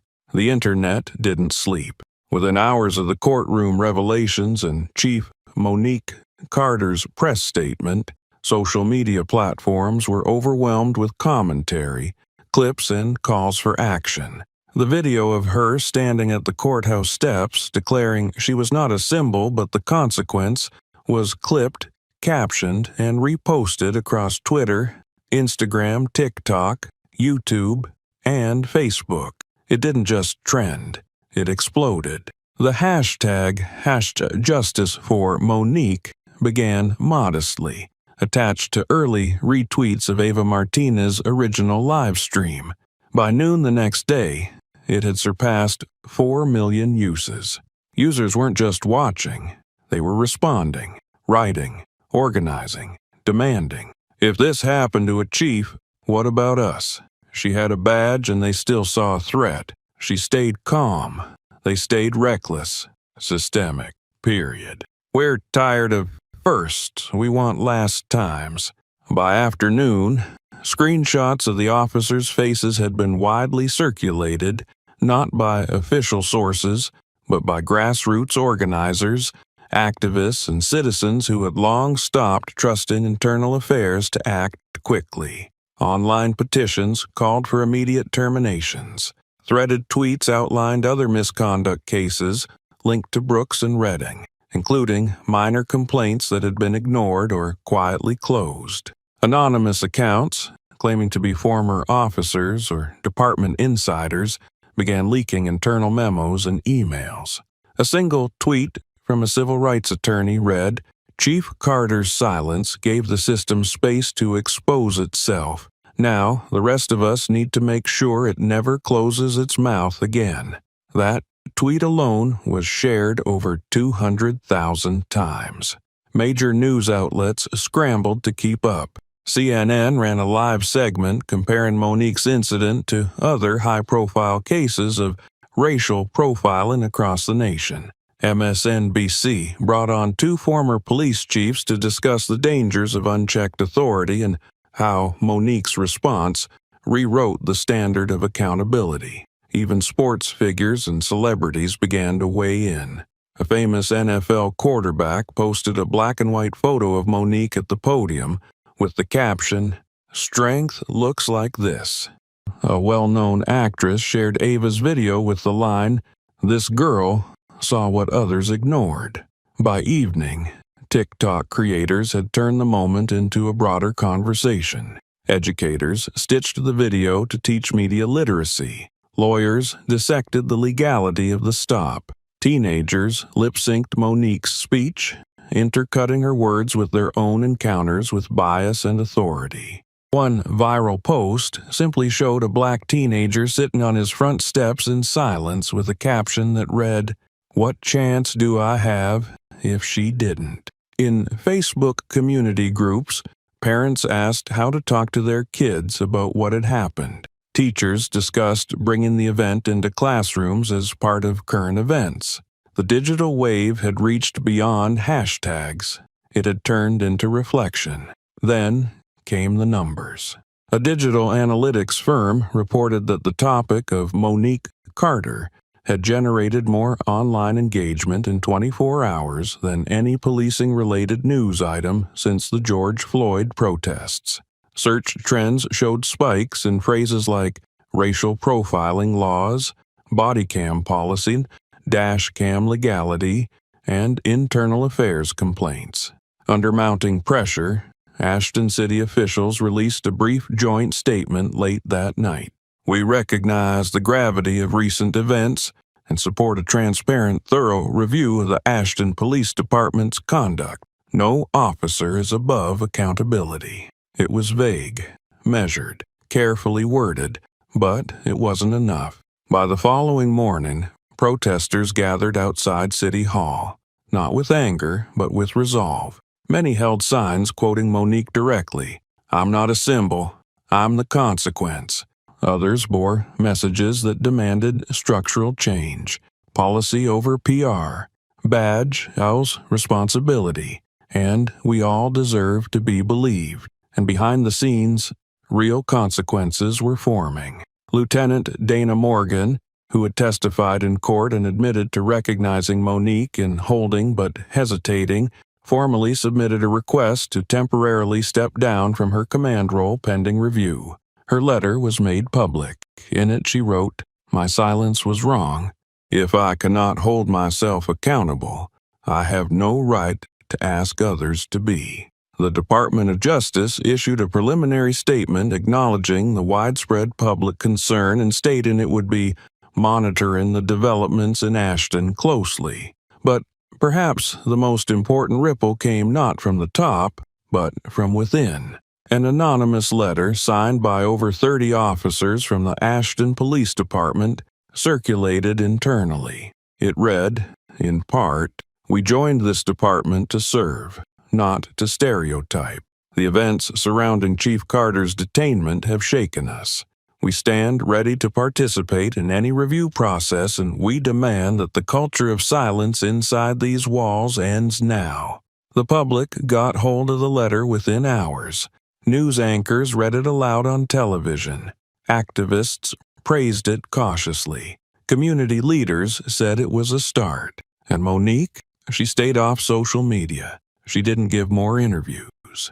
She didn't tweet, didn't post, didn't even issue a follow-up statement. She let the conversation unfold without trying to direct it. She understood something many did not. You can't control a wave. You can only decide whether to stand still or move with it. The disciplinary hearings were scheduled faster than anyone expected. Within 72 hours of the courtroom revelations, Mayor Ellen Whitaker issued a formal directive mandating an expedited review process for officers Tyler Brooks and Matt Redding. The directive was not buried in legal jargon or softened by bureaucratic phrasing.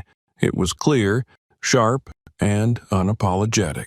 The actions taken by Officers Brooks and Redding violated not only the procedures of the Ashton Police Department, but the principles of basic decency and constitutional conduct, she wrote. Their continued presence in uniform would be a disservice to every honest officer in this city. The hearings took place in a closed-door chamber inside City Hall, but the outcome became public before the gavel had even dropped. Journalists outside reported in real time as internal sources confirmed what many had already anticipated. Both officers were placed on immediate administrative leave. Their badges, weapons, and departmental credentials were collected that morning. By the end of the day, the Police Oversight Board, in conjunction with the mayor's office and external legal advisors, ruled that both men were to be terminated for cause. There would be no severance, no pension protection, no quiet reassignment. The official summary cited gross misconduct, abuse of authority, falsification of verbal reports, failure to activate body cameras in violation of department mandate, and language inconsistent with the ethical expectations of law enforcement professionals. It was a rare move in a system notorious for protecting its own. But this time, the city had watched everything unfold in real time, and they weren't willing to let it slide. Outside the hearing, reporters gathered around as the news broke. One local station ran the headline in all caps, "Brooks and Redding out." Social media lit up again. Supporters of reform praised the city for swift action, while others called for criminal charges. Within hours, legal analysts debated whether civil rights lawsuits would follow. Whispers from legal advocacy groups confirmed that several were already in draft. Brooks left the hearing building flanked by a private attorney, head down, refusing to answer questions. Redding followed later, alone. His uniform was gone. Replaced with a gray polo shirt and jeans, his expression stunned and lost. Neither man had issued a statement, and in the silence that followed their departure, a new conversation began, not about what had happened, but about what was next. Monique Carter did not attend the hearing. She didn't need to. Her presence wasn't required to hold them accountable.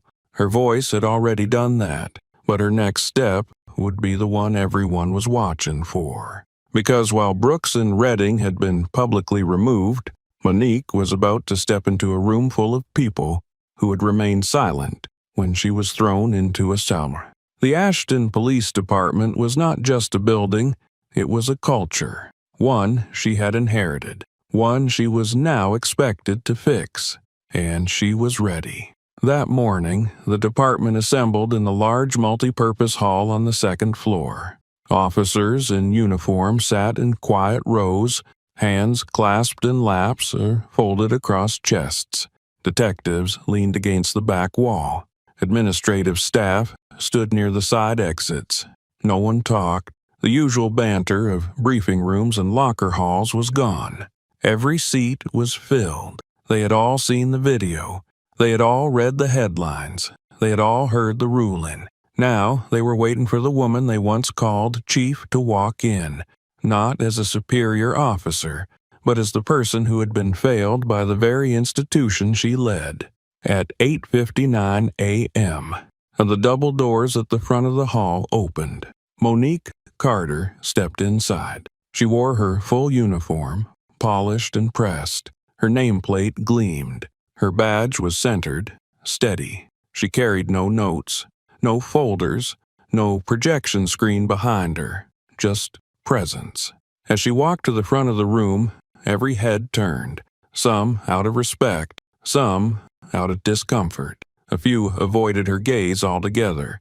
She didn't stop until she reached the center of the room, facing the crowd, no podium between them. She stood there for a long moment. Then she spoke. Monique Carter stood at the front of the multi-purpose hall, every uniform in the Ashton Police Department seated before her.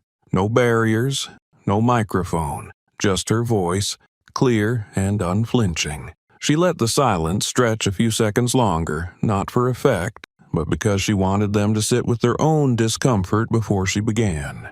"I know what some of you are thinking," she said, "that I came here today to offer forgiveness, or unity, or maybe some carefully worded speech about rebuilding trust." She paused.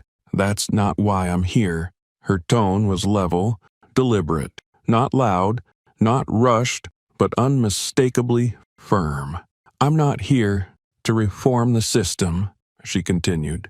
"I'm here to replace the parts of it that are broken, to cut out the rot that's been allowed to settle in.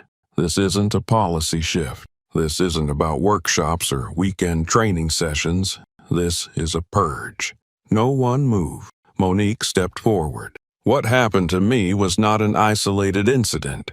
It was a predictable result of a culture too comfortable with its own power and too indifferent to the consequences of its abuse. And many of you sat in that culture. Some of you benefited from it. Some of you ignored it. Some of you even protected it." Her eyes scanned the room. "I was thrown into a cell by men who worked for me. And most of you said nothing. Not in the locker rooms, not at your desks, not even to yourselves." A long beat passed. "If that fact doesn't shake you, then you shouldn't be wearing that badge." A rustle moved through the crowd. Officers shifted. A few looked down. Others kept their chins up, eyes steady, but none could say they hadn't been seen.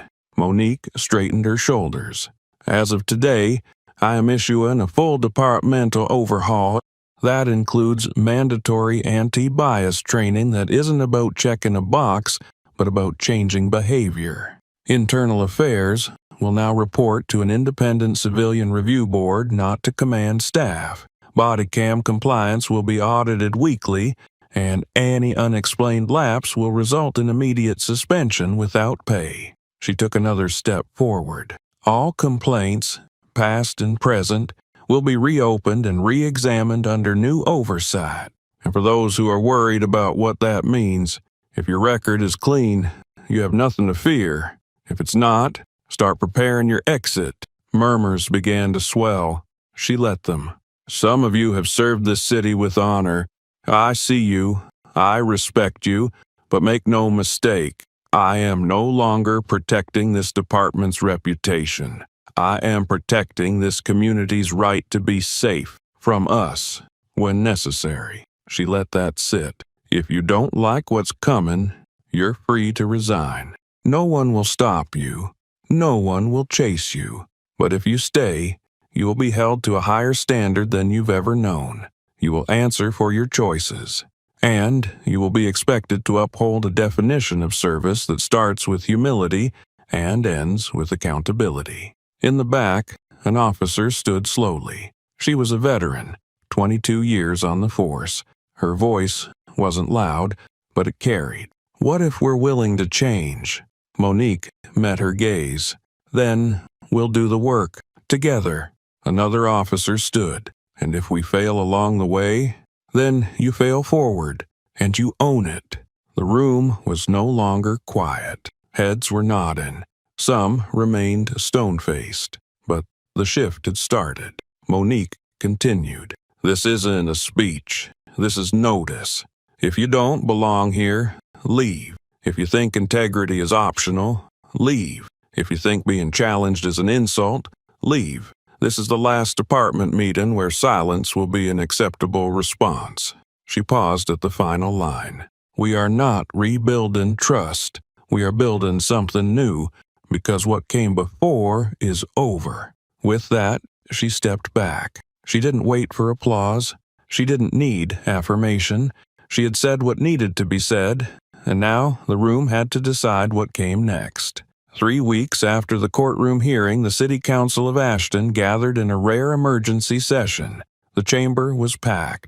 Dozens of citizens filled the benches and aisles, many standing in silence with arms folded, listening as the vote took place.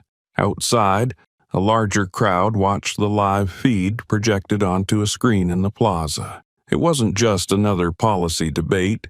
It was personal. It was history. The ordinance passed unanimously. With that, the Monique Standard became official law.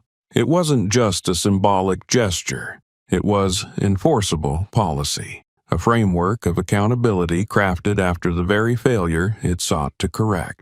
Written by a task force composed of legal experts, civil rights advocates, and members of the community, the legislation addressed one thing above all else: transparency. Under the Monique Standard, every member of the Ashton Police Department was required to record all civilian interactions in full, from the moment of initial contact until the conclusion of the encounter. The policy included patrol officers, detectives, administrative personnel, and command staff. No exceptions. Cameras could no longer be turned off. Dash cams and body cams had to remain powered, synchronized, and uninterrupted. If a recording was missing, altered, or deactivated without formal cause, the incident would trigger an automatic review.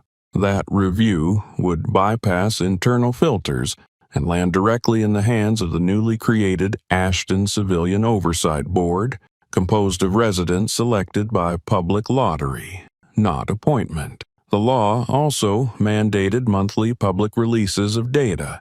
All stops, searches, detentions, and arrests had to be compiled, anonymized, and published online in a searchable database. The community no longer had to request accountability. It would be delivered to them. In announcing the new standard, Mayor Ellen Whitaker stood beside Chief Monique Carter at City Hall. "This law will not bring back the trust that was lost overnight," the mayor said, "but it will ensure no resident of this city ever has to wonder what happened in the dark again." Cameras flashed as Monique stepped to the podium. Her face was composed, her voice steady. "This is not a policy to protect officers," she said.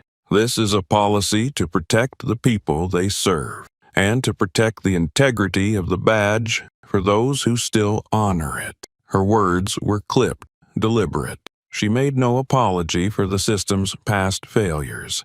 Instead, she offered a path forward, clear, monitored, and accountable. Within days, the Monique Standard made national headlines. Several cities across the state requested copies of the ordinance. State legislators from across party lines issued statements of support. Civil liberties organizations called it one of the most comprehensive and community-centered oversight policies implemented at the local level in over a decade. But even amid the media coverage and policy discussions, something else was happening, something quieter. Letters started arriving at the Ashton Police Department. Most were short, a few were angry, many were thankful, but one stood out. It came in a yellow envelope, handwritten in crayon, postmarked from just a few blocks away. The handwriting was shaky, uncertain, but careful. It read, "Dear Chief Carter, my name is Aaliyah, and I am 8 years old. I used to be scared when I saw police cars.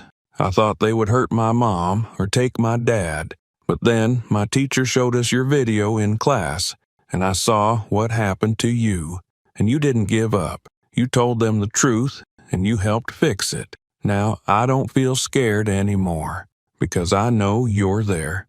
Thank you for being brave. Love, Aaliyah attached it, was a drawing of Monique in uniform, standing in front of a police car, with the words, "Good People Protect," written in bubble letters above her head.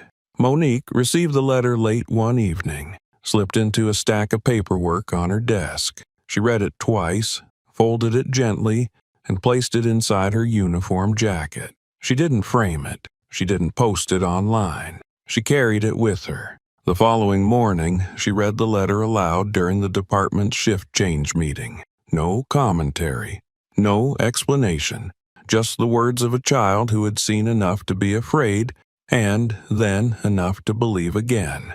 And for the first time in a long while, the room was not divided by rank or silence. It was unified by responsibility. The community center's auditorium was never designed for capacity crowds, but on that evening it overflowed. Rows of metal chairs had been pulled out and arranged in tight lines, and when those ran out, people stood against the walls, leaned on door frames, and filled the back hallway all the way to the vending machines. The city had called it a town hall, but it felt like something more, something between a reckoning and a reunion. Monique Carter sat at the front of the room, not behind a podium, but in a circle with other speakers, community advocates, students, clergy, and officers in uniform who had chosen to show up not as enforcers, but as listeners. The moderator, a school principal known for his calm voice and firm hands, kept the structure loose. No timer, no scripts, just a microphone passed from one speaker to the next. At first, the tone was cautious. A mother spoke about the time her son was stopped walking home from work. A teacher shared how many of her students refused to call 911 even when someone was in danger. An older woman asked through tears why she still had to explain to her grandson how to act around police when he was only 7. Monique listened to each voice with quiet focus. She didn't take notes. She didn't interrupt. She nodded, never defensively, only as a signal of presence. Then, a man in a blue flannel shirt stood and accepted the mic. He looked to be in his late 50s. Weathered hands, square shoulders, voice thick with something unspoken. "I'm not used to speaking in public," he said, "and honestly, I wasn't sure I should even come tonight." There was a hush. No phones moved. No chairs creaked. He shifted his weight, eyes sweeping the room before landing on Monique. "My name's Robert Dawson. I've lived in Ashton my whole life. My father was a firefighter here. My older brother did 2 tours in the Army. I run a repair shop on the south end of Oak Street." He cleared his throat. "And I've spent most of my life thinking it wasn't my place to speak up, not because I didn't care, but because I was scared. Scared that if I said the wrong thing, I'd be seen as stirring trouble, that maybe I'd lose customers or friends, or that someone would say I wasn't being loyal to the town I love." He paused, gripping the mic tighter. "But watching what happened to you, it woke something up in me. Because if they can do that to you, and you still show up in uniform, standing tall, not backing down, then what excuse do I have? What excuse does any of us have?" A low murmur of agreement moved through the room. Robert nodded slowly. "I guess what I'm trying to say is, thank you. You made me realize the truth is not something to be afraid of. It's something that can change everything." He handed the microphone back and sat down. No applause, just silence. The kind of silence that says everything. Monique looked at him and nodded once. Nothing dramatic, just acknowledgement. She saw him. He saw her. And in that space between fear and responsibility, something shifted. After the meeting, people lingered, not to debate or argue, but to connect. Monique stood near the exit, and one by one they came to her. A mother placing a hand over her heart. A teacher thanking her for speaking to the pain without bitterness. A retired officer who said he wished he'd had her courage when he wore the badge. She stayed until the last person left. By the following morning, word of the meeting had spread beyond Ashton. Video clips were posted online by attendees who had filmed the testimonies from their seats. Local news picked it up first, running a short segment about the town's efforts to heal from within. But the story didn't stop there. Invitations started coming in. First, from a nearby middle school asking if Chief Carter would speak at their student assembly. Then, from a community college hosting a youth leadership summit. Then, a televised morning program requested a segment on what accountability looks like when it wears a uniform. A civil rights conference in Chicago wanted her to deliver the opening remarks. A justice and policing reform summit in D.C. offered to fly her out, all expenses covered. She didn't say yes to everything, but she said yes enough to be heard.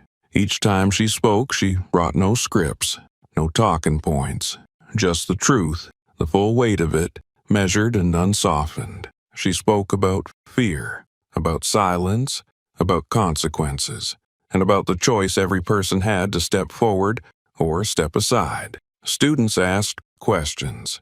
Teachers took notes. Parents cried. Reporters leaned in closer than they meant to.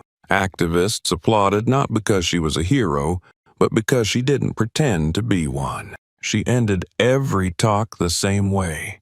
I don't stand here because I'm perfect. I stand here because I was tested. And now, so are you.